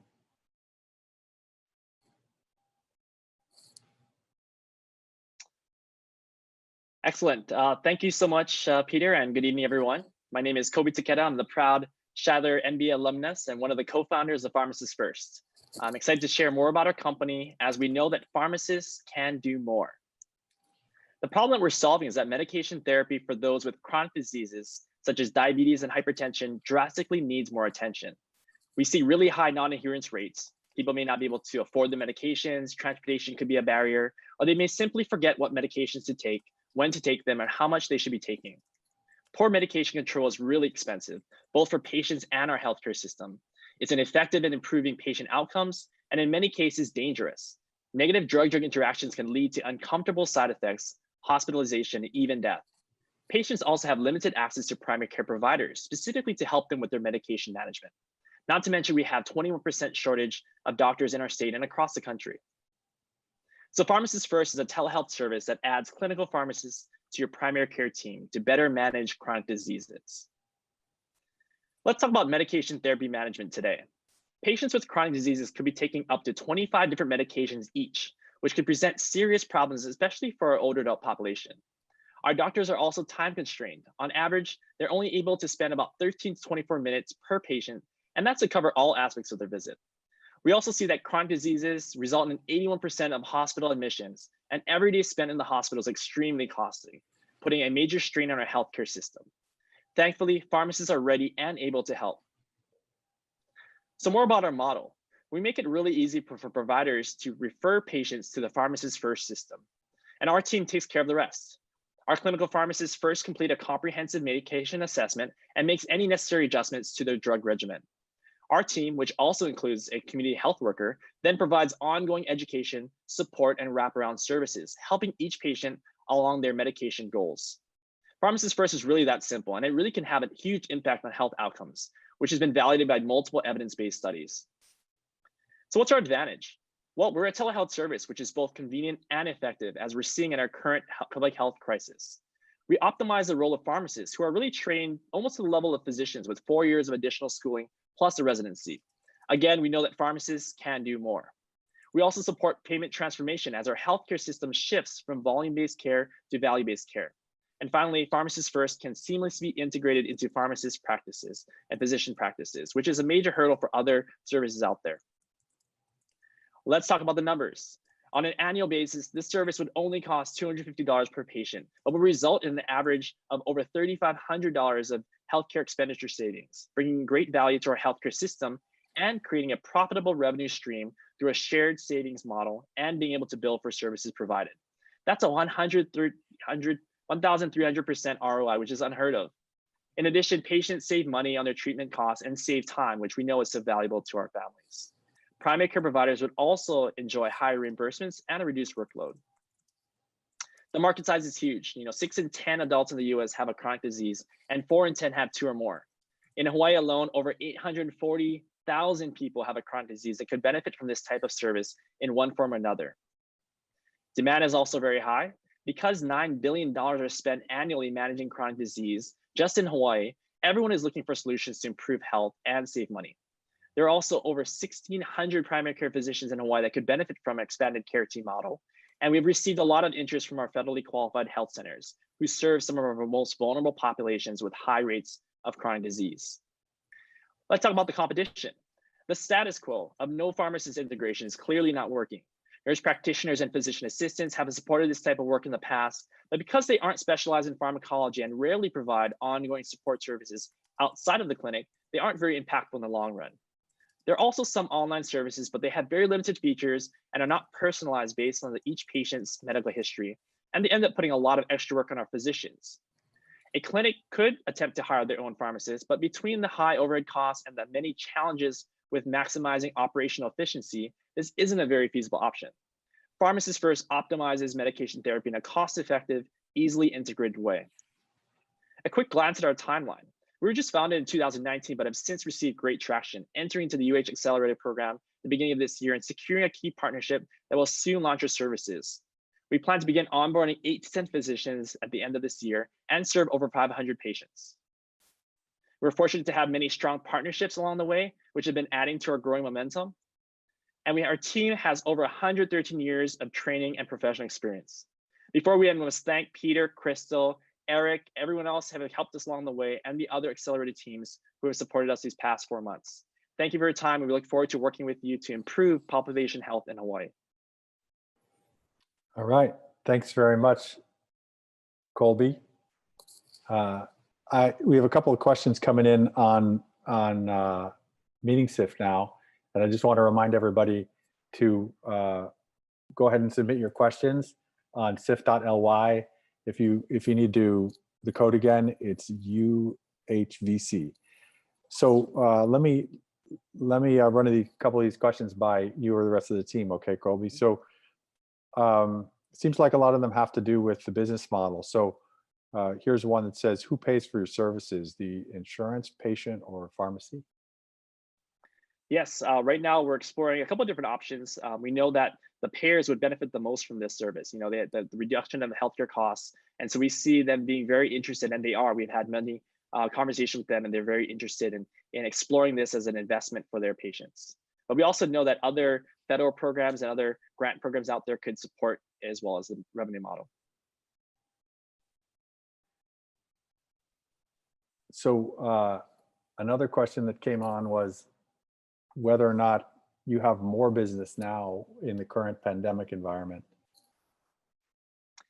Yeah, it's interesting. You know, we haven't launched specifically yet in any services yet, but this is a great wake-up call for all of us to see that, you know, the healthcare system is transforming. We're looking at new opportunities to both serve our residents and patients out there, and also do so from the comfort of our homes and the convenience of telehealth services. So we know that this is a wake-up call, and it can really spur new business as we transition back to caring for physicians and different things like chronic disease management. Okay, yeah, I'll just mention one more thing on that. We know that everybody's been so focused on COVID, but actually a lot of people are delaying their care for their chronic diseases. But those people with diabetes and high blood pressure, those conditions are not going away.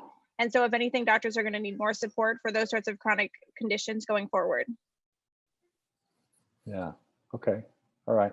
So there's some questions that I guess they're questions I have too, but so someone's asking if this is Medicare compliant for generating revenue.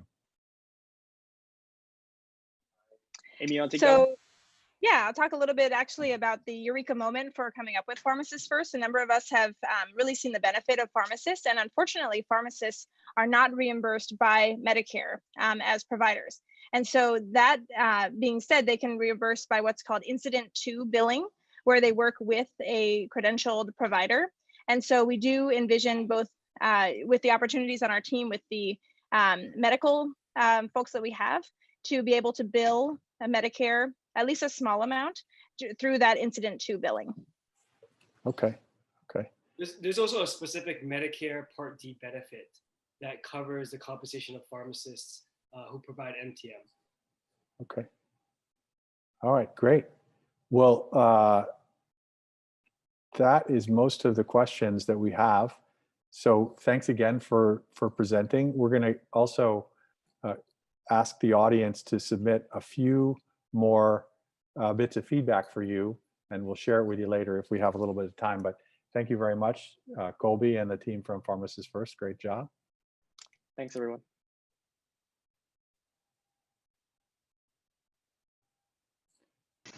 So we're running a little ahead of schedule, which is not usually the way I roll. I don't know what's happening. Maybe it's the online format. So the third team that's going to present from the UH Ventures Accelerator cohort is Radial 3D, and their lead mentor was Andrew Petke. So Evan, you ready?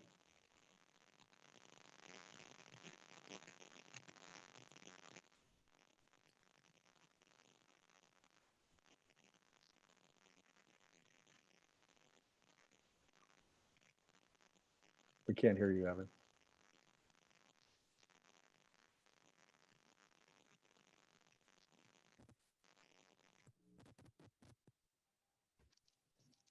Can you hear me now? Yeah, you're good. Great, great. Okay, perfect. Let me just reshare my screen again. Get that up. Okay. Can shrink this. All right, let's get this going. Hi, everybody. My name is Evan, and I'm the co-founder and CEO of Rad3D. Rad3D is training healthcare workers with augmented reality. The problem we are solving today is that training healthcare workers is costly. Not only does it cost up to $500,000 in initial setup costs, it also takes away valuable time from these clinicians out of the hospital. Rad3D solves this problem with our augmented reality healthcare training software. Rad3D saves hospitals up to 85% in cost savings. Yes, 85%. It enables these healthcare professionals to train from virtually anywhere, taking away no time away from the hospital. Rad3D is also customizable for all different types of healthcare training and repeatable. We sell our software pre-bundled with the augmented reality hardware for $10,000. We also sell our software by itself for $6,000 to hospitals, medical clinics, as well as medical institutions. Now let's dig deep into the Rad3D technology. We built the cloud infrastructure delivering conventional medical scans like MRI and CT scans from the web to augmented reality devices. And because we are on the web, you don't need any special hardware to experience Rad3D. You can experience Rad3D from mobile phones as well as laptops today. Let's talk about our go-to-market. Rad3D has entered the market through residency and healthcare training programs. Today, specifically, we're working with surgeons, we're working with radiologists, and we're working with clinicians. And we've already seen a great customer feedback from them. We've sold Rad3D into 2 medical institutions with a great feedback. For example, Dr. Cow, Director of Radiology at Tripler Army Hospital, has seen how Rad3D can be quickly implemented as a pre-routine planning program in the Tripler Army Hospital and across all military healthcare systems. We also seen things like a reduction in planning time, effective communication when talking about case studies, and most importantly, a higher understanding of diseases. Our sales don't just stop here in Hawaii. We've already received strong interest from medical institutions in Turkey. And over the next 6 months, we're expanding our sales pipeline across the US mainland. Now let's talk about the competition. Rad3D is in a unique position to win this market. Because of recent advancements in the web and in VR and AR technology, it enables Rad3D to leverage this technology to deliver an engaging and effective healthcare training experience without any of the long prep time. And we have an interdisciplinary team, starting with our Chief Science Officer, Dr. Scott Lozanoff, who's over 30 years of experience in anatomy research. We have our CTO, McKay Davis, and our COO, Jesse Thompson, who are both experts in computer graphics, and myself, the CEO and a serial entrepreneur. Now let's take a look at the next 5 years. Rad3D can be a $100 million revenue company with venture capital, with a break-even point in year 3 and expansion into the EMT and nursing programs market. Now let's take a look at where we've been. As a team, we've been together for the past 4 years. We've built out the product. We've raised $200,000 from Accelerator funding. We have initial paid customers, and now we're expanding our team and the business to reach new milestones, including 1 in sales. We're selling out to 11 medical institutions. Our revenue goal is to reach $1 million in annual recurring revenue over the next 18 months, which we're expanding our runway now, which is why we're raising our $1 million seed round today. Again, my name is Evan. I'm the co-founder and CEO of Rad3D, and we're training healthcare workers with augmented reality. I'm happy to answer any of your questions. All right. Thanks, Evan. That was great. So I'm going to remind everybody out there in Meeting SIF land that You can put questions in for Evan on sif.ly. Use the code UHVC if you need to log in. Otherwise, go ahead and throw up your questions. So here's one, Evan. Have you looked to partnering with a surgical robot manufacturer like Intuitive Surgical? Is that something you think is a possibility? There's definitely partnership opportunities for hardware manufacturers. Specifically in surgical, would maybe be too tied down. We've looked at more into specifically medical imaging companies like Philips, for example, would be a better example for us. Okay. Okay. And so what do you think the biggest hurdle for Rad3D is right now? Speed is definitely a big factor. As you know about the VR and AR market, things are rapidly changing and moving quickly, and speed is definitely a key advantage in this market where there's no really clear leader right now. Okay. Okay. So here's a question. Can you launch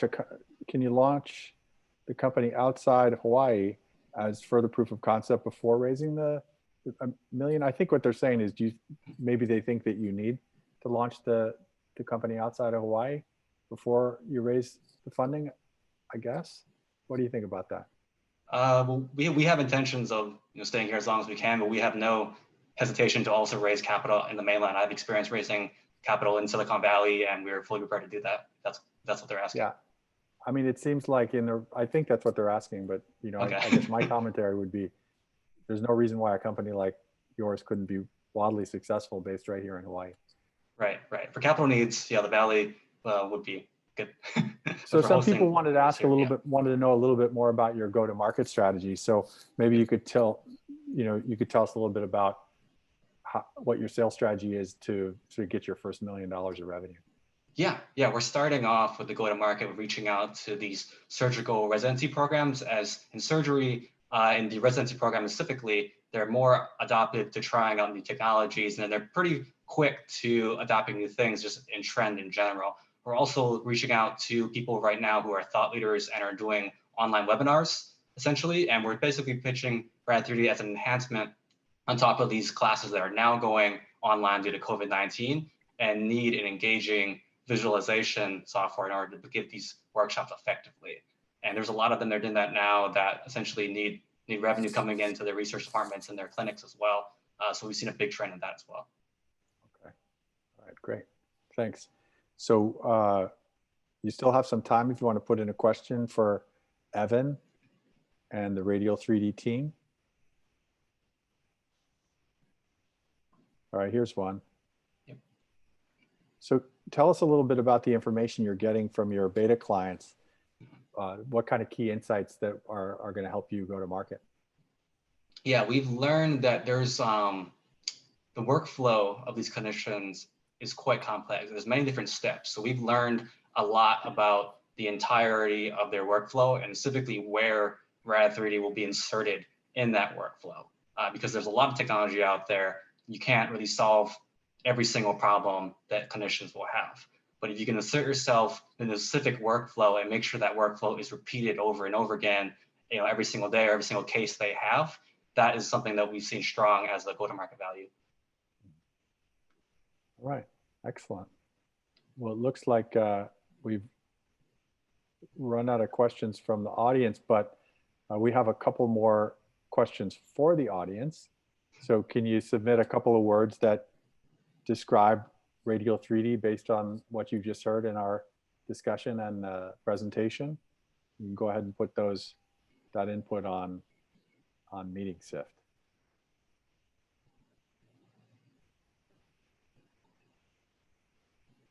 Well, they think you make a polished presentation. That's good. Great. Thank you, everybody. Thanks for hearing me. Good. It's super positive.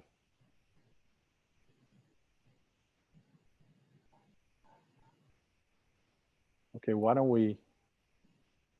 I'll give it a minute more. I'm going too fast.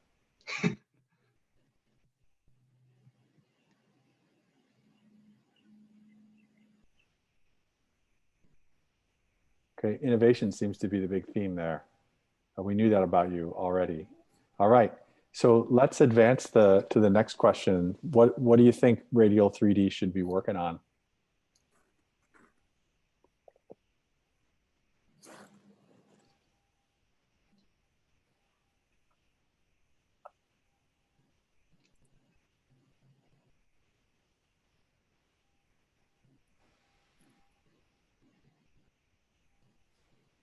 So we're going to have some time at the end to share these results with you. But we're getting good feedback in the meantime for you. Okay, and then we'd also like the audience to weigh in on what they think, if they think that Radial 3D has potential and should be developed further. So you can go ahead and put that feedback in while we set up our next presentation. So we have 2 more to go, and the judges are hotly deliberating in the breakout room. So we're going to have plenty of time, I think, here. But let's move on to the 4th team. The 4th team is a company called Rendezvous. Jill Sims was their lead mentor and was super helpful throughout the entire process of helping them shape their value proposition. You know, one thing I think you might have noticed so far is how many of our teams have in this current cohort have really been able to respond directly to the situation we find ourselves in. And I think Rendezvous is no exception. So I'll let Alberto take over. Go ahead, Alberto. Hey, Peter. Thanks for the introduction. Yeah, thank you so much for having us here. It's great. So yeah, hi everybody. Aloha, and thank you for having me. I'm Alberto Gonzalez, and this is Rendezvous, online collaborative workspaces. Before I begin, I'd like to start with this quote from the great her. She said, "Alone we can do so little. Together we can do so much." And I think this quote is important now more than ever, as we are really trying to work together, even though we are forced to isolate. Unfortunately, as you've all found out recently, trying to collaborate online is incredibly frustrating, and the leading cause of frustration is app overload. Most of us are using 5, 10, or even more apps at once to perform the basic parts of our job. The result is chaos, switching context as we go from one app to another, and disorganization as we track down files, links, and messages. This is devastating for teams of any size, with team members losing out on up to a month of productivity each year. This scenario will be familiar to all of you. Imagine you're trying to collaborate with your team. Maybe you send an email scheduling a meeting. Later, you Slack everyone a link to the Zoom call, where you meet face-to-face before driving into a Google Doc. And if your team is really advanced, you may even use a digital whiteboard or other visualization software. It is impossible to stay organized and stay focused when we are constantly bouncing around between specialized tools. The solution is an organized and efficient workflow. Rendezvous is a single online platform for all your collaboration and communication needs. So how does Rendezvous work? First, you start by making teams, and then inviting all your collaborators and creating workspaces for all your projects, groups, or products. Rendezvous workspaces allow your team to collaborate with all your favorite tools in an endless desktop environment. We organize the chaos with centralized workspaces so that you can stay focused and stay productive. Rendezvous is integration agnostic, meaning you can use your favorite apps like Google Docs, Microsoft Office, PDF editors, video chats, and more, all in a fully synchronous, fully collaborative workspace. What you're viewing here is a screen recording of our actual workflow when we are discussing how to incorporate some recent customer feedback into our software.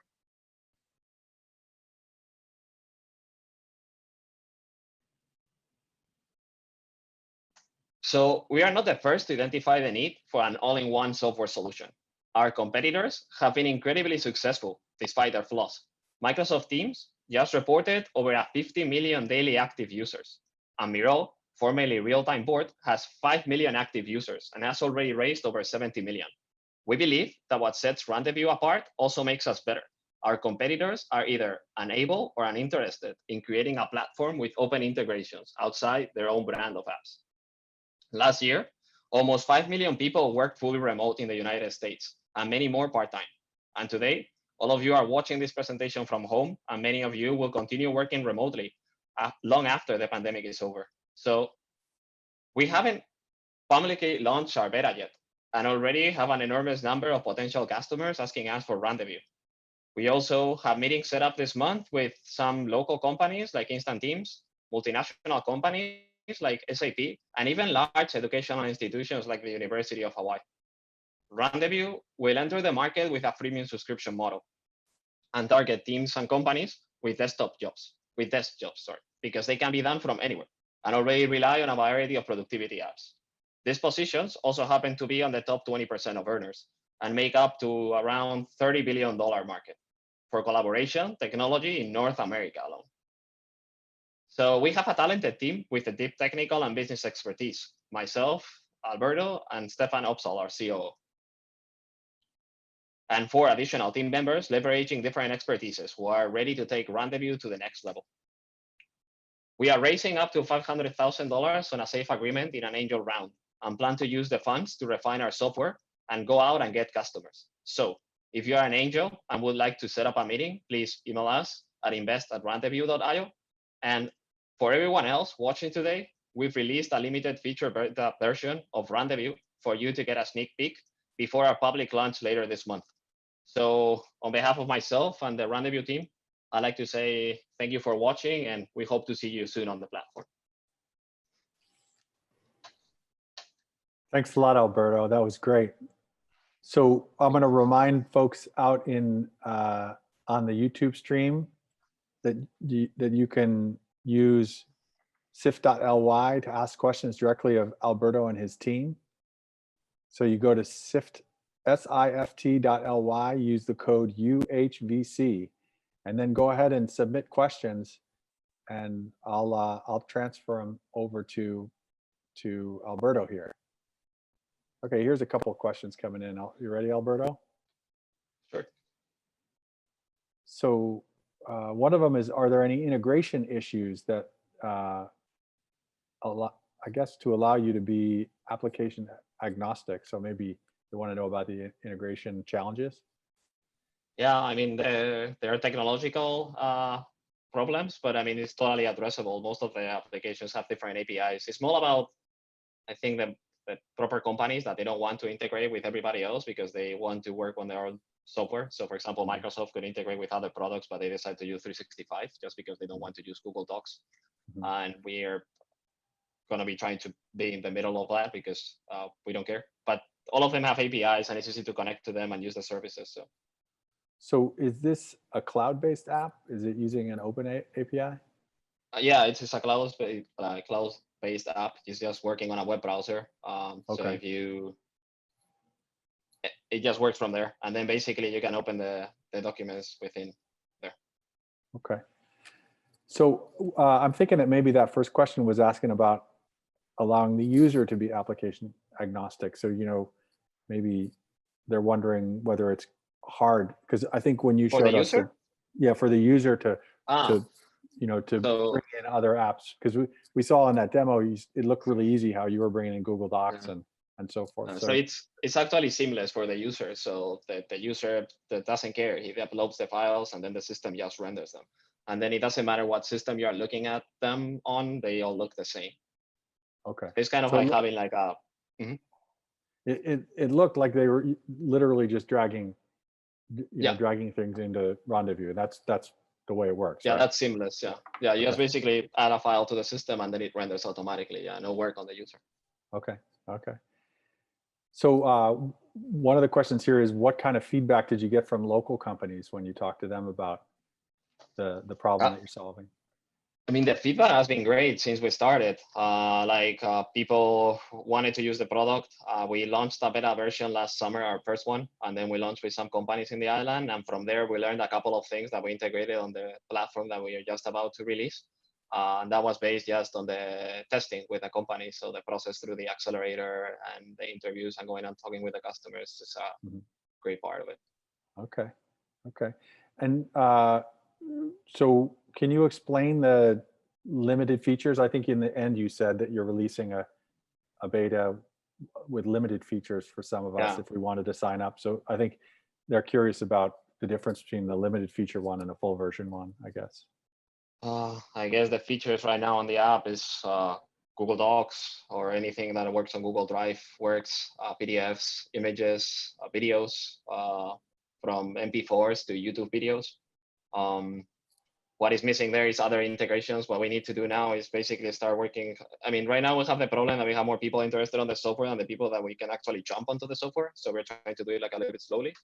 And then we need to understand what applications are better to develop for the specific industry, so the specific customers that we're getting. I see. Okay. So then, yeah, we got more questions here for you. So what do you think is going to be the biggest challenge in launching this solution for you, for the team, or for the company? I mean, I guess it has been a challenge all these years because we had to develop the technology. The technology now is here, which has made a big change because now the platform is available and the people can start using it. The challenge would be like how to know for us, which is our perfect customer once they are using the platform, then limit ourselves to, because everybody wants the platform for something different. So we cannot develop everything at the same time. So basically what we need is, that's why we're asking for some more money, just to be able, right now to be able to get all these people that are asking us for the software and give them the software in their hands in a reliable manner. So we are launching the beta basically because we don't want to launch on a big launch and then have problems in technological problems. So it's just like scaling little by little, and we need like users to be jumping into the software little by little to see how it's scaling up. Right. Okay. So here's a good question. So obviously Zoom has been, getting a lot of attention in the current environment, and they've also been in the hot seat for privacy issues and security issues and so forth. So how do you plan to handle security and encryption for user data and so forth? Do you have any thoughts on that? Yeah, on the mid long term, we'll probably hire in the company some expertise only on security, probably that has worked before on SaaS companies to deal with that. Right now, the security systems that we're using are based on Google security. So it's behind the Google security doors. So basically that allows us to be working with a system knowing that it's encrypted and it's impossible for people to jump onto the data. But yeah, on the long term, it's the problem with integrating with all of these applications. You need like experts on security to just see that you're complying, and then probably run a couple of audits on security too, just to have the checks of the security audits. Right. Okay. All right. So I'll just remind everybody listening or watching that you have a chance to throw a couple more questions at Alberto if you like. One of the ones we have here is wondering about how you plan to convince potential customers to pay for Rendezvous, given that a lot of apps are free or appear free at least. That's what I was going to say. They appear free. Yeah. I would like to ask him what application is free. There is no application free in the world, or they either steal your data or get your data, or they make you pay money. So that's for the people that ask. That's it. All of the ones that appear to be freemium, like Slack, they are based, for example, on storage. So at some point, the storage is limited, so you cannot retrieve all their messages. So if you're an individual, you don't care too much about that, maybe. But if you're a company, that's basically why you're getting Slack. Right. So. Yeah. So what do they say? If the product is free, it means your other product, right? Yeah.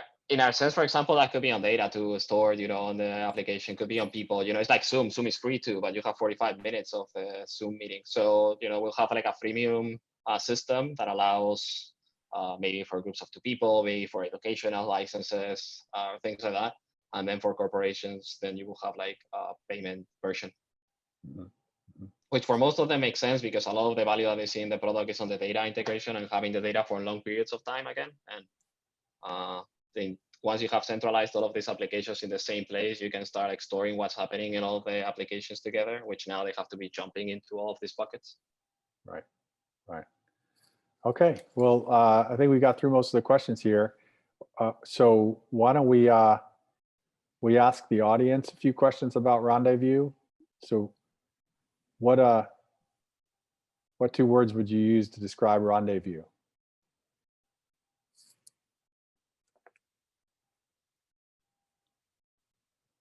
I understand there's a little bit of a lag with the YouTube stream, so I'm going to give everyone a chance to catch up. Yeah, here now they're catching up. Okay, that's kind of random.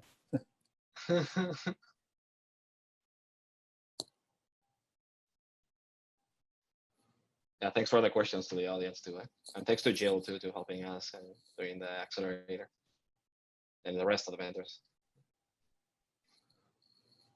So I'll give it a minute more. I'll cut anybody off.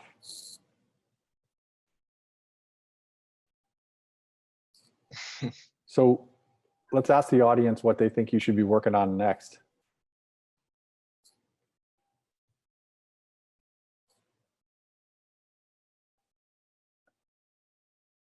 I think we're not sharing these results. We're going to share them with you later, but we're going to give them a few minutes to, or a few seconds at least, to catch up.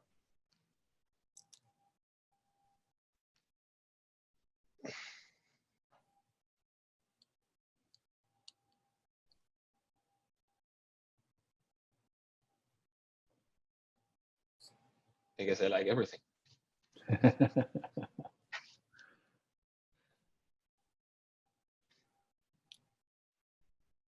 Hey, Peter, it's Mark Watkins. I think I just Zoom bombed you.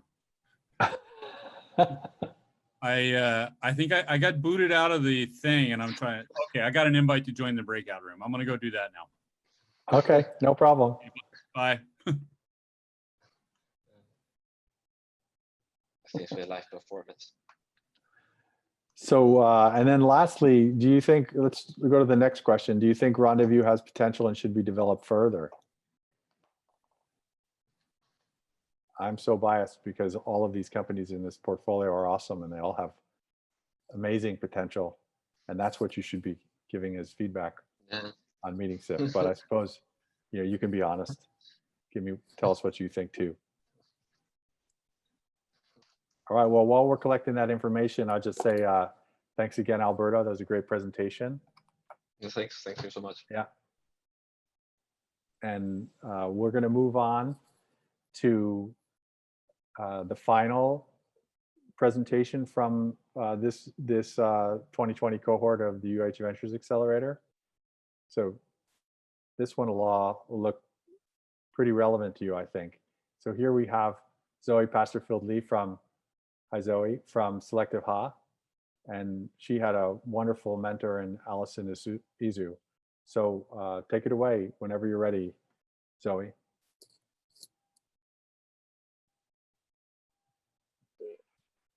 Can you guys see my screen okay? Yep.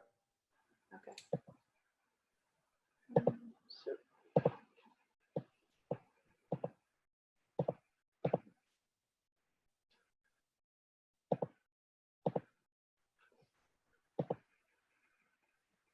We lost the screen share, it looks like. Yeah. Trying to reboot because mine. I don't know why it's not letting me present. Let's see.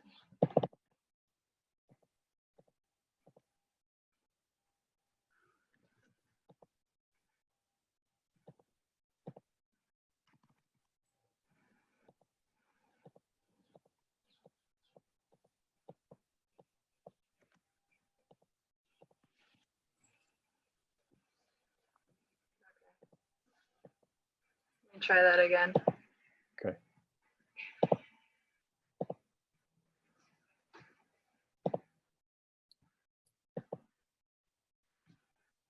There we go. Yeah. Excellent. Perfect. Aloha mai kako. My name is Zoe Pasterfield-Lee, and I am the founder and designer of Selective Ha. We make reusable breath masks to filter the air you breathe. Everything is sewn slowly and sourced here in Hawaii. Our masks are designed to hold activated carbon filters. They are PM 2.5, meaning that they can filter down to 2.5 microns. So stuff like pollen, pollution, mold, dust. And we've made a whole lot of different colorways so far. These are just a few of them. Before I started this, I was a student at Honolulu Community College in the fashion program. I still am a student there. But there were two rubs always for fashion for me. The first was that fashion is mostly maintained by undervalued labor by women. And the second is that there's so much waste. So fashion is second to fossil fuels in creating waste in the world as an industry. And so I knew that in creating any kind of product, I wanted to make sure that women were not only paid well, but that their wages were elevated and that we did it as sustainably as possible. There are a lot of applications for masks, and we started last year in 2019. And I wanted the mask to be multifunctional, which is another way of being more sustainable because you can have one garment that can do many things. But from a public health perspective, I rejected the notion that we should have to go to work when we're sick. And if we really, really do, that we should be able to communicate that illness with our community and protect them in a way that's fashionable. Of course, COVID has affected our work. You know, we've seen immense growth in the last few months, but we've also seen production shortages. So at the end of January, I moved production out of my living room to a factory. And then shortly after, I lost all my production capacity because other designers were moving into the space, including my own production was making masks. And this has resulted in increased competition and a saturated market. But we've continued to do things the way that we do them. We haven't taken any money from investors. And so unlike the other presentations today, it's a little different. We see our investors as our customers, our employees, and our partners. For our customers, we keep them satisfied and return their investment by giving them a quality product, by having good communication, and by giving back to our communities. To our employees, we are working to elevate garment workers' wages. So whereas it's typical for someone in the garment industry in Hawaii to make $10 an hour, we're paying our sewers between 20 and 25, and paying people doing distribution $15 an hour. And then for our partners, an emphasis on mutual benefit and sharing of resources. So as I said, my production started making masks too, but we are living on an island, and so we've shared a lot of our materials and even intellectual property with them. This is how we do sales. So on our website, on Etsy, in a few retail spaces, although that is growing as of this week, and our hope is to move into industry, and especially go after industry that uses disposable masks and convert them to using more fun, reusable masks. Our growth has been entirely organic. We spend $0 in advertising, and we continue to go on with organic growth, even as we anticipate the market will peak or plateau, or maybe both. So the question is, you know, what's for us next steps? My mentors at PACE have been asking me, you know, what's next for Selected Paw? Is it more clothing? Is it going further into masks? And I saw this depiction in Forbes, and I think this is really where I'm at with it.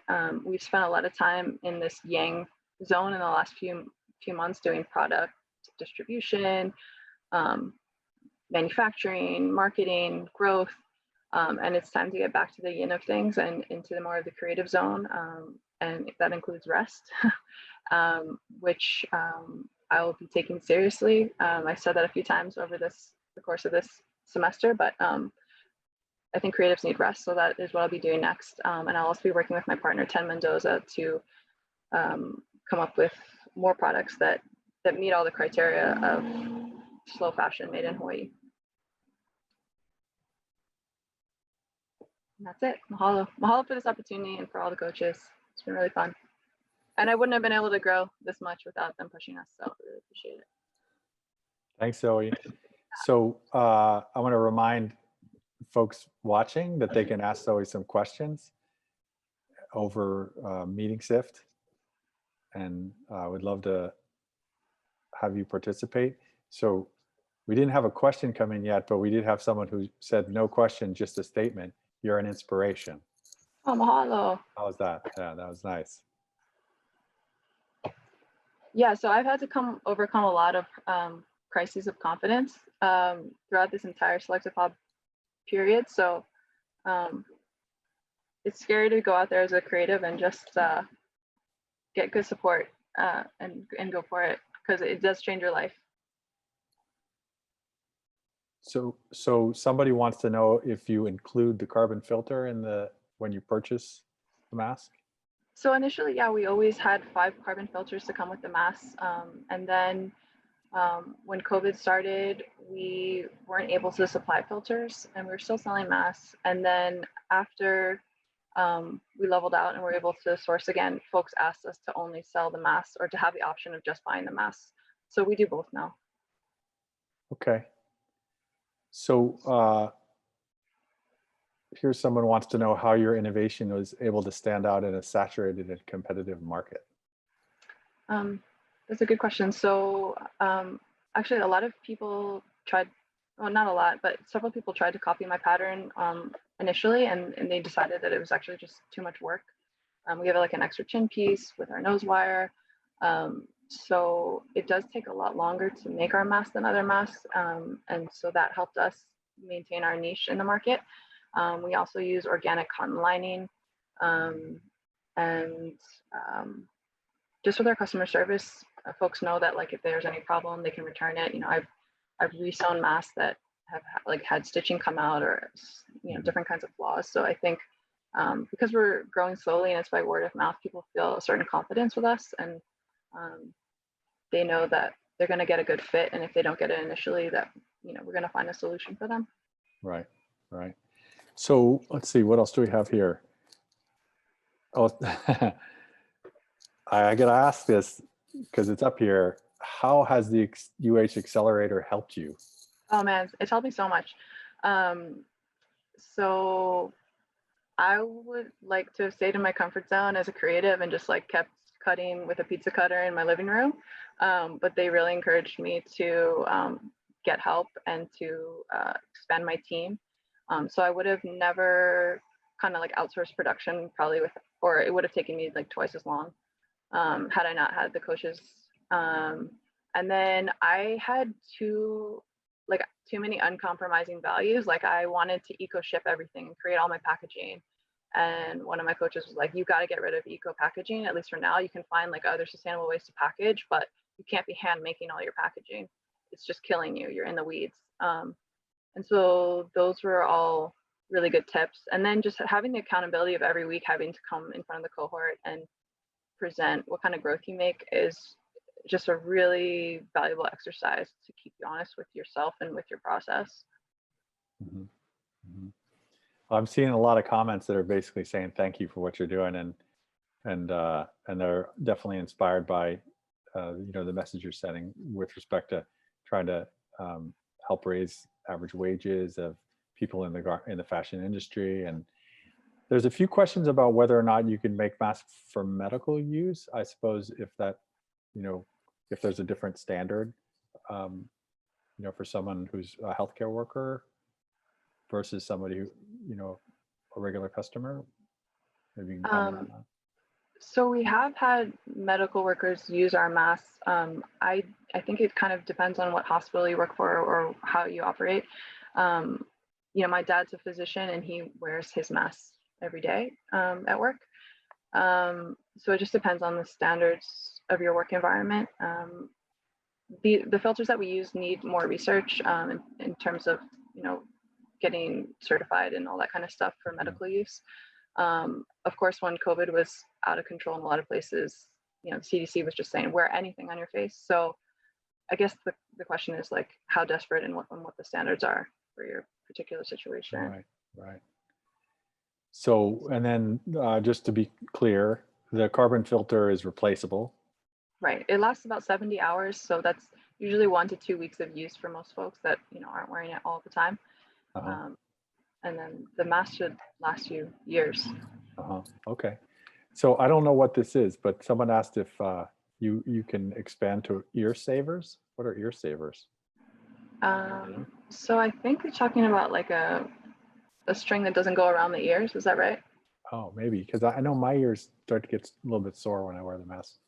Yeah, maybe. We've extended the elastic around the ear because we did get that feedback that people needed longer loops. And then some people have modified our masks to go all the way around the head, and then some people have it so that they can like wear it around their neck and then put it back up. There's a lot of modifications that you can make And I'm a DIYer at heart. I made an open source DIY pattern. If in case you want to make your own mask out of a t-shirt, you can go to selectivepaw.com and download that, and it has a tutorial. One of my other HTCers, Dallas Nagata White, made that tutorial. And yeah, DIY all day long. Use all the trash in your house to make things. So are you also selling to the mainland? Selling to the mainland? Yeah. Yeah, for sure. We're selling everywhere in the States. We've sent one package to the Netherlands, but we're not fully equipped for international shipping. You kind of have to email us if you want international shipping. But everywhere in the US for sure. Okay. All right. Well, everybody that's put in questions or comments loves what you're doing. So thank you very much. So let's ask the audience the same questions, give you a little bit more feedback. You're kind of used to getting beaten up by us every week for the last 12 weeks. So we'll let the audience take a turn. So what should Selective Ha work on next?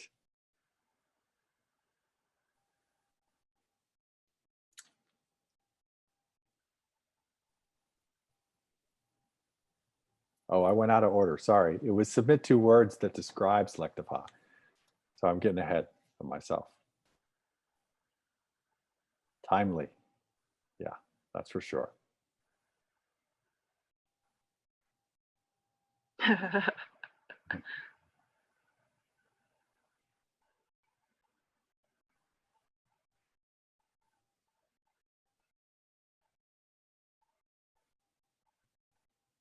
Well, the passion is definitely coming through.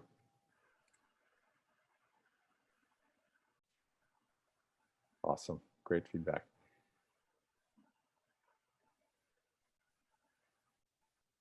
So while folks are thinking about Selective Ha, what do you think Zoe should be working on next? What should Selective Ha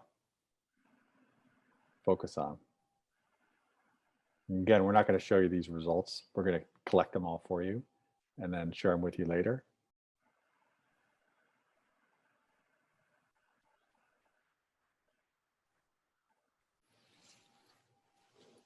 And then we also want to know from the audience,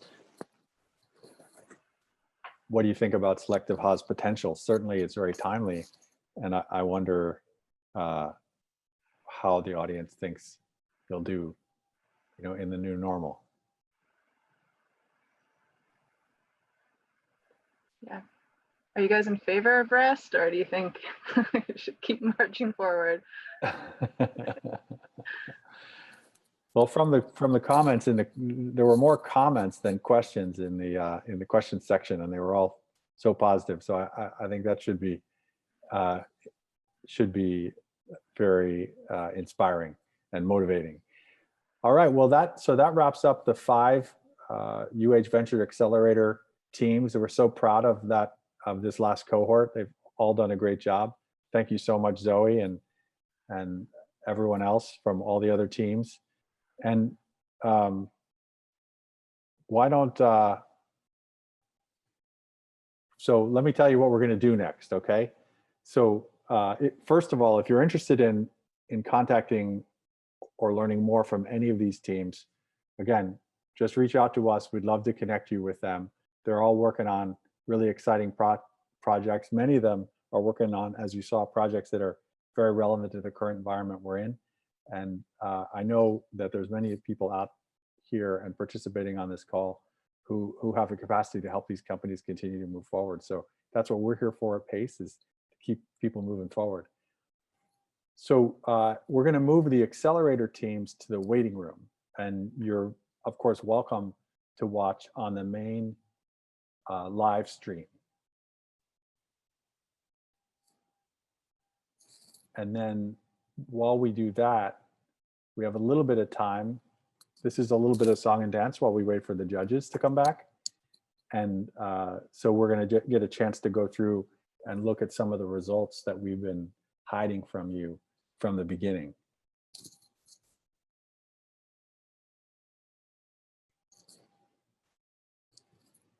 So if we could put the meeting SIF results up.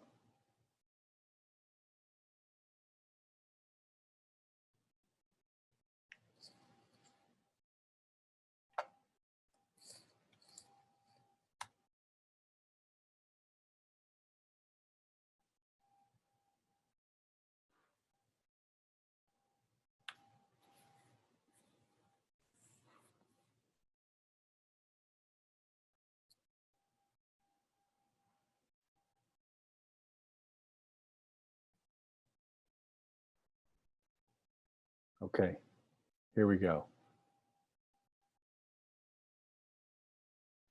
So everyone is super nice.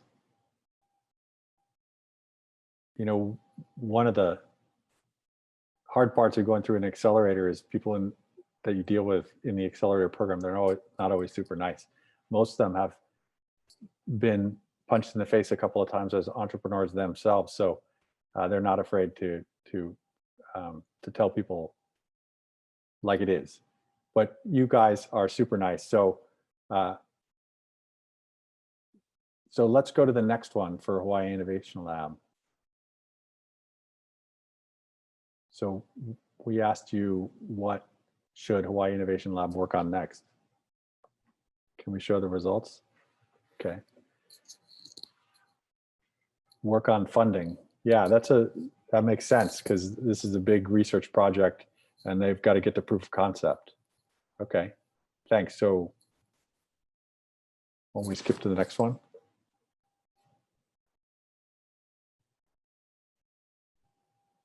Oh, this is a very pressure question. Oh, everyone said yes. Well, that's good, Arif. There's no negatives in that. Wonderful. So let's look at some questions for the Pharmacist First team. Here's the word cloud.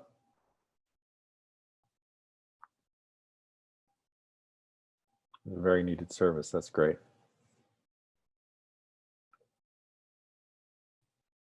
So now the tougher questions.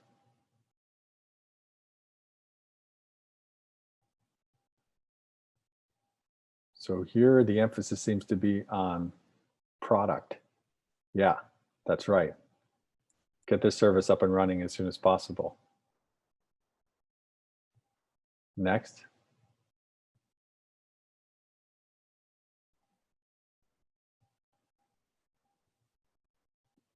Looked pretty good to me. 100% yes. This looks like something that we must have rigged. Okay, let's go to the next one.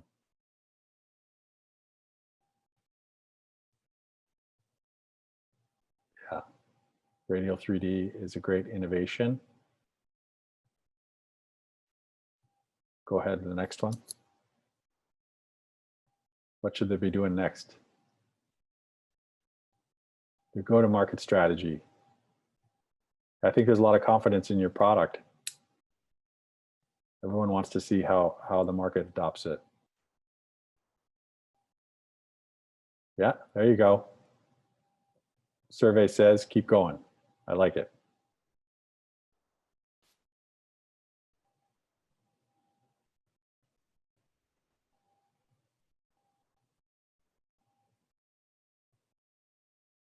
Great. Yeah. Let's go to the next one. What should Rendezvous be working on next? Everything. Go-to-market strategy, product, funding. Yeah, okay. I'm predicting this is all yes. Oh, come on, that doesn't make any sense. 96% yes. Good. And finally,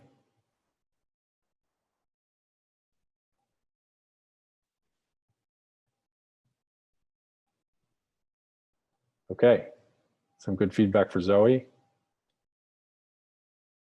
Should she keep going? Excellent. All right. Well, that's wonderful encouragement from the audience watching. Thank you very much.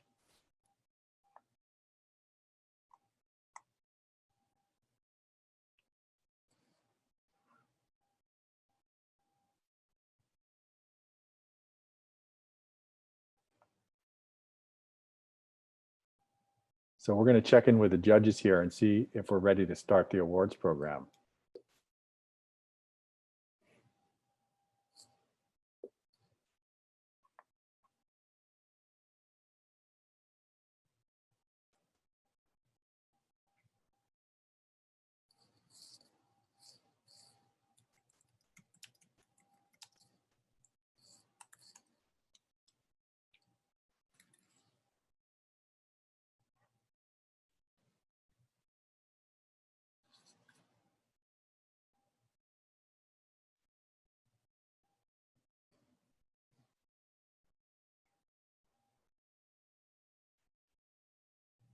Okay, it seems like we've moved a little bit too fast and that we're still waiting for the judges. We might throw up some more results from the feedback. Actually, that's a good idea. Let's go back and see what you all thought of the competitors. Now that the judges are sequestered and making their decisions, I think it's okay. It seems fair if we share your thoughts. So we had the same questions that we had for the UH Ventures Accelerator team. So this was for what's fresh. That makes sense.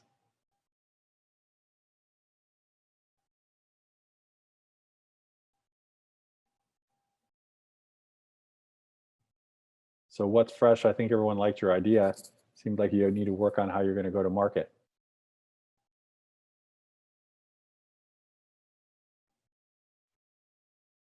Yeah, okay.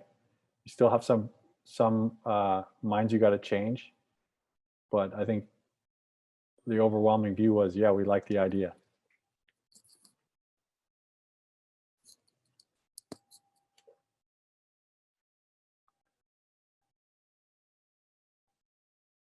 Manaola Innovations. Comforting. Go to market strategy again. Yeah, that seems to be a theme here.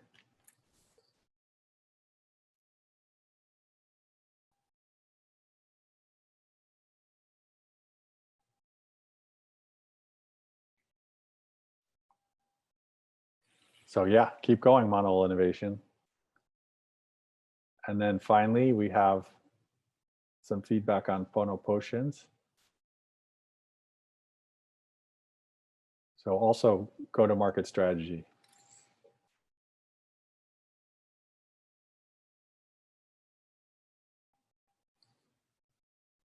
All right, keep going. Yeah, that's what we want. We want you all to keep going.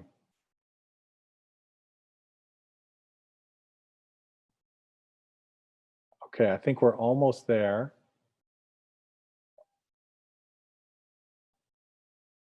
I'm just waiting for a signal that we're ready to get going with the award ceremony. Okay, it looks like we're ready. That's awesome. So thanks very much for your patience. The judges are back and the results are in. And all I've been doing is sitting here the whole time. So to kick off the award ceremony, please help me welcome my co-host for this event, Shidler College of Business Dean Vance Rowley.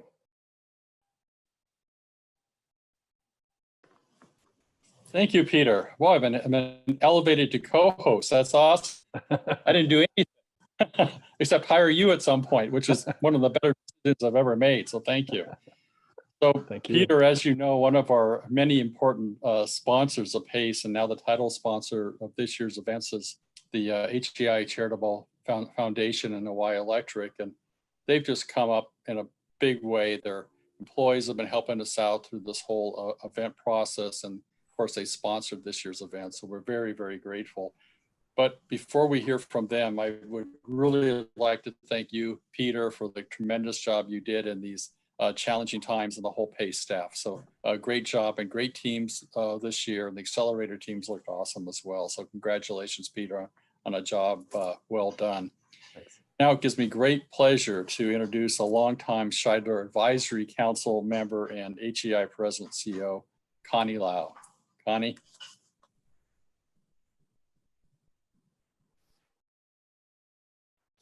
Oh yeah, Connie, you need me. Oh, perfect. Okay, there, I'm unmuted. Thanks so much, Vance. HEI is really always proud to be part of the UH Venture competition. And in fact, as you know, we're proud to sponsor this important event every year. On the odd years, American Savings Bank, our bank subsidiary, takes the lead.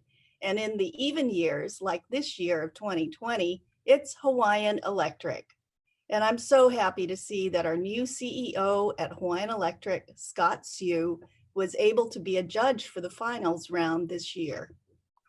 I'm also pleased that even though we're all experiencing tons of restrictions and limitations with COVID-19, your hardworking team at PACE was creative and innovative enough to find a way to still hold this important competition.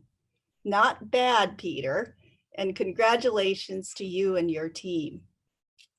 I'm really amazed with the vision and ideas of all the teams, especially during this championship round. I know how hard you've worked, especially in these circumstances. More than ever, as we emerge out of COVID-19 and restart our economy, we need your kinds of ideas, your innovation, and your entrepreneurship. You all are our future and can be a catalyst for a better Hawaii. So congratulations to UH and to all of the teams. And with that, let me pass it back to Peter. Thank you so much, Connie. We truly appreciate you, HEI, and Hawaiian Electric for your continued support of not only this program, but also of your efforts on behalf of the entire local ecosystem. So thank you very much. So this competition is made possible only with the help of a massive group of people.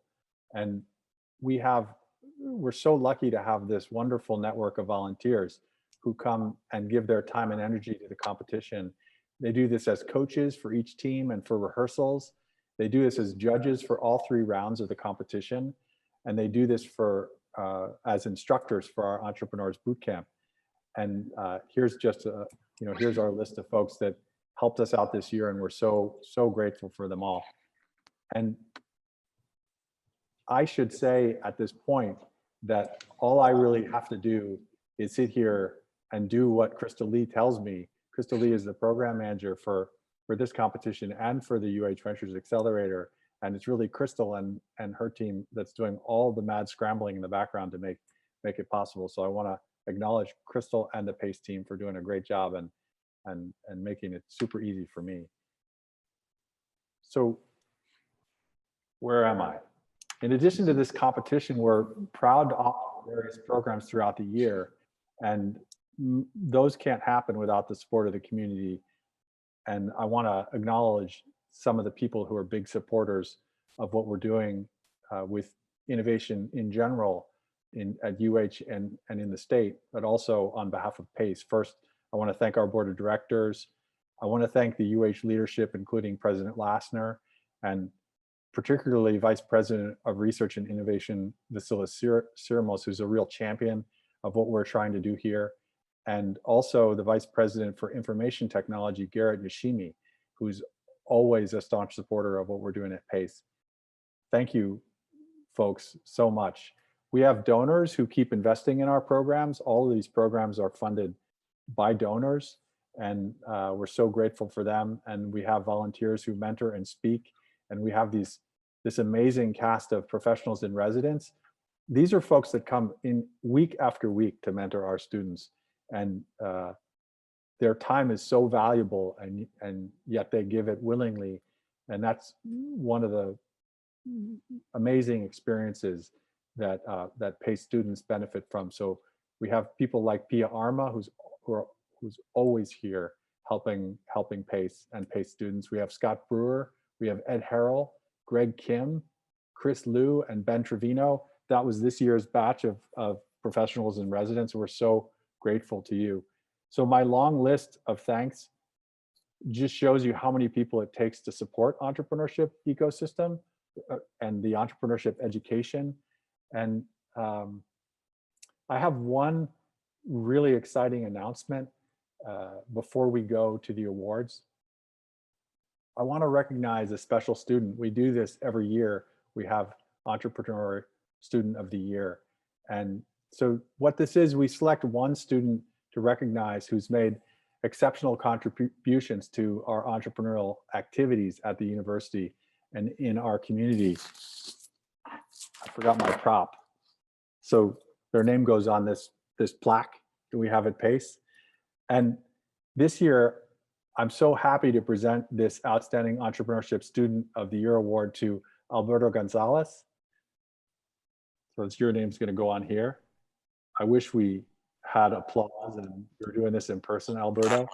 Alberto is one of the hardest working students I know, honestly, when COVID-19 hit and there was this sudden need for Rendezvous and a tool like this to collaborate, he and his team literally worked day and night to launch their beta.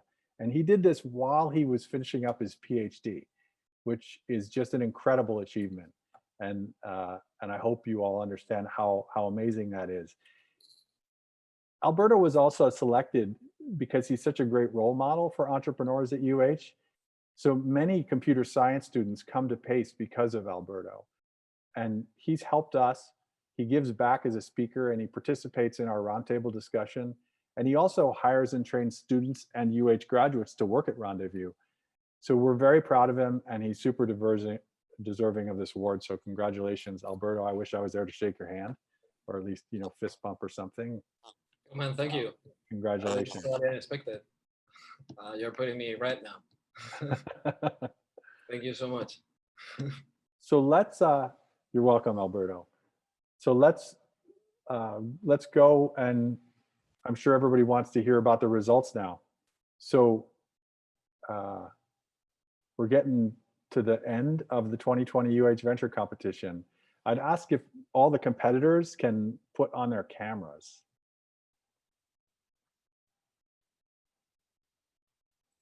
So to announce the third place award in honor of pioneer Billy Richardson by Highbeam, I'd like to call up his wife, Leah Hong.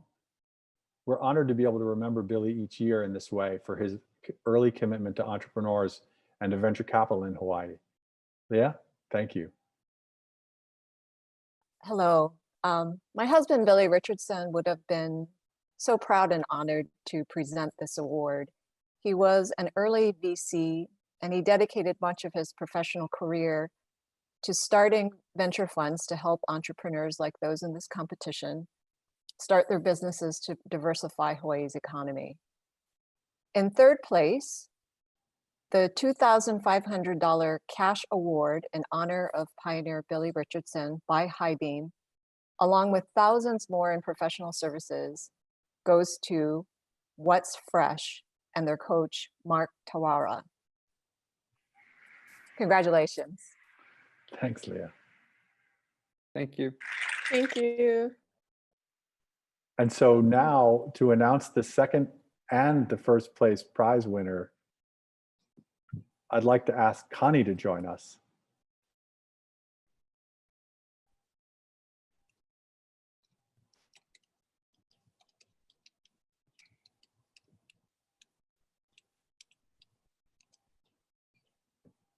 Just waiting for Connie to turn back on her camera. Yeah. I tried. Hey, Peter, can you hear me?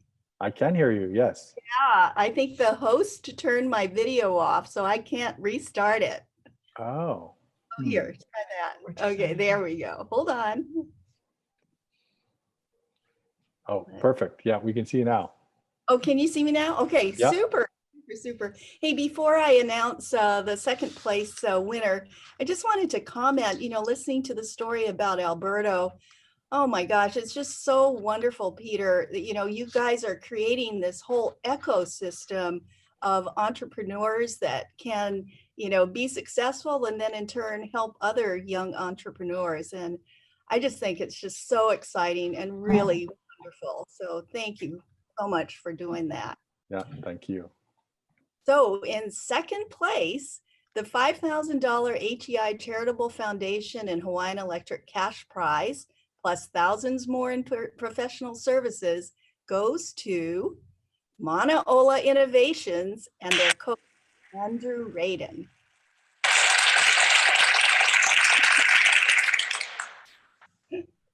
That's great. Congratulations. And Connie, will you do us the honors of introducing the first prize winner? Yes, absolutely, Peter. And now the first place winner for the $10,000 HEI Charitable Foundation and Hawaiian Electric cash prize, plus thousands more in professional services, goes to Pono Potions and their coach, Carl Mabin. Congratulations, Thank you. Thank you so much. This is such an honor, and to be with all these other great UH startups is a great experience. So thank you all so much. Thank you so much. Congratulations, everybody. And to our coach again, Carl, and my team, Yeah. we couldn't have done this alone. So thank you all. All right, well, thank you, Connie, and congratulations to the winners and all the competitors. It was really a great year, really good job. I'm terribly impressed by all of you. So can we have everybody turn on their cameras? We'd like to take a photo with all the team sponsors, coaches, and judges all together.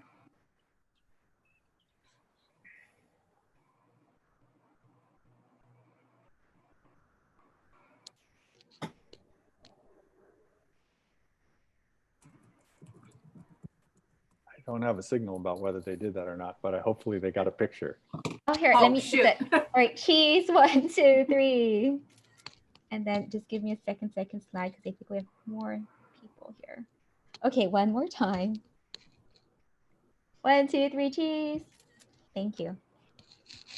Okay, well, thank you for watching. We're gonna conclude the program now. So please, everyone, stay safe and healthy, and we'll end the live stream here. And everyone in the Zoom call, if you wouldn't mind just hanging on one minute more. Thank you.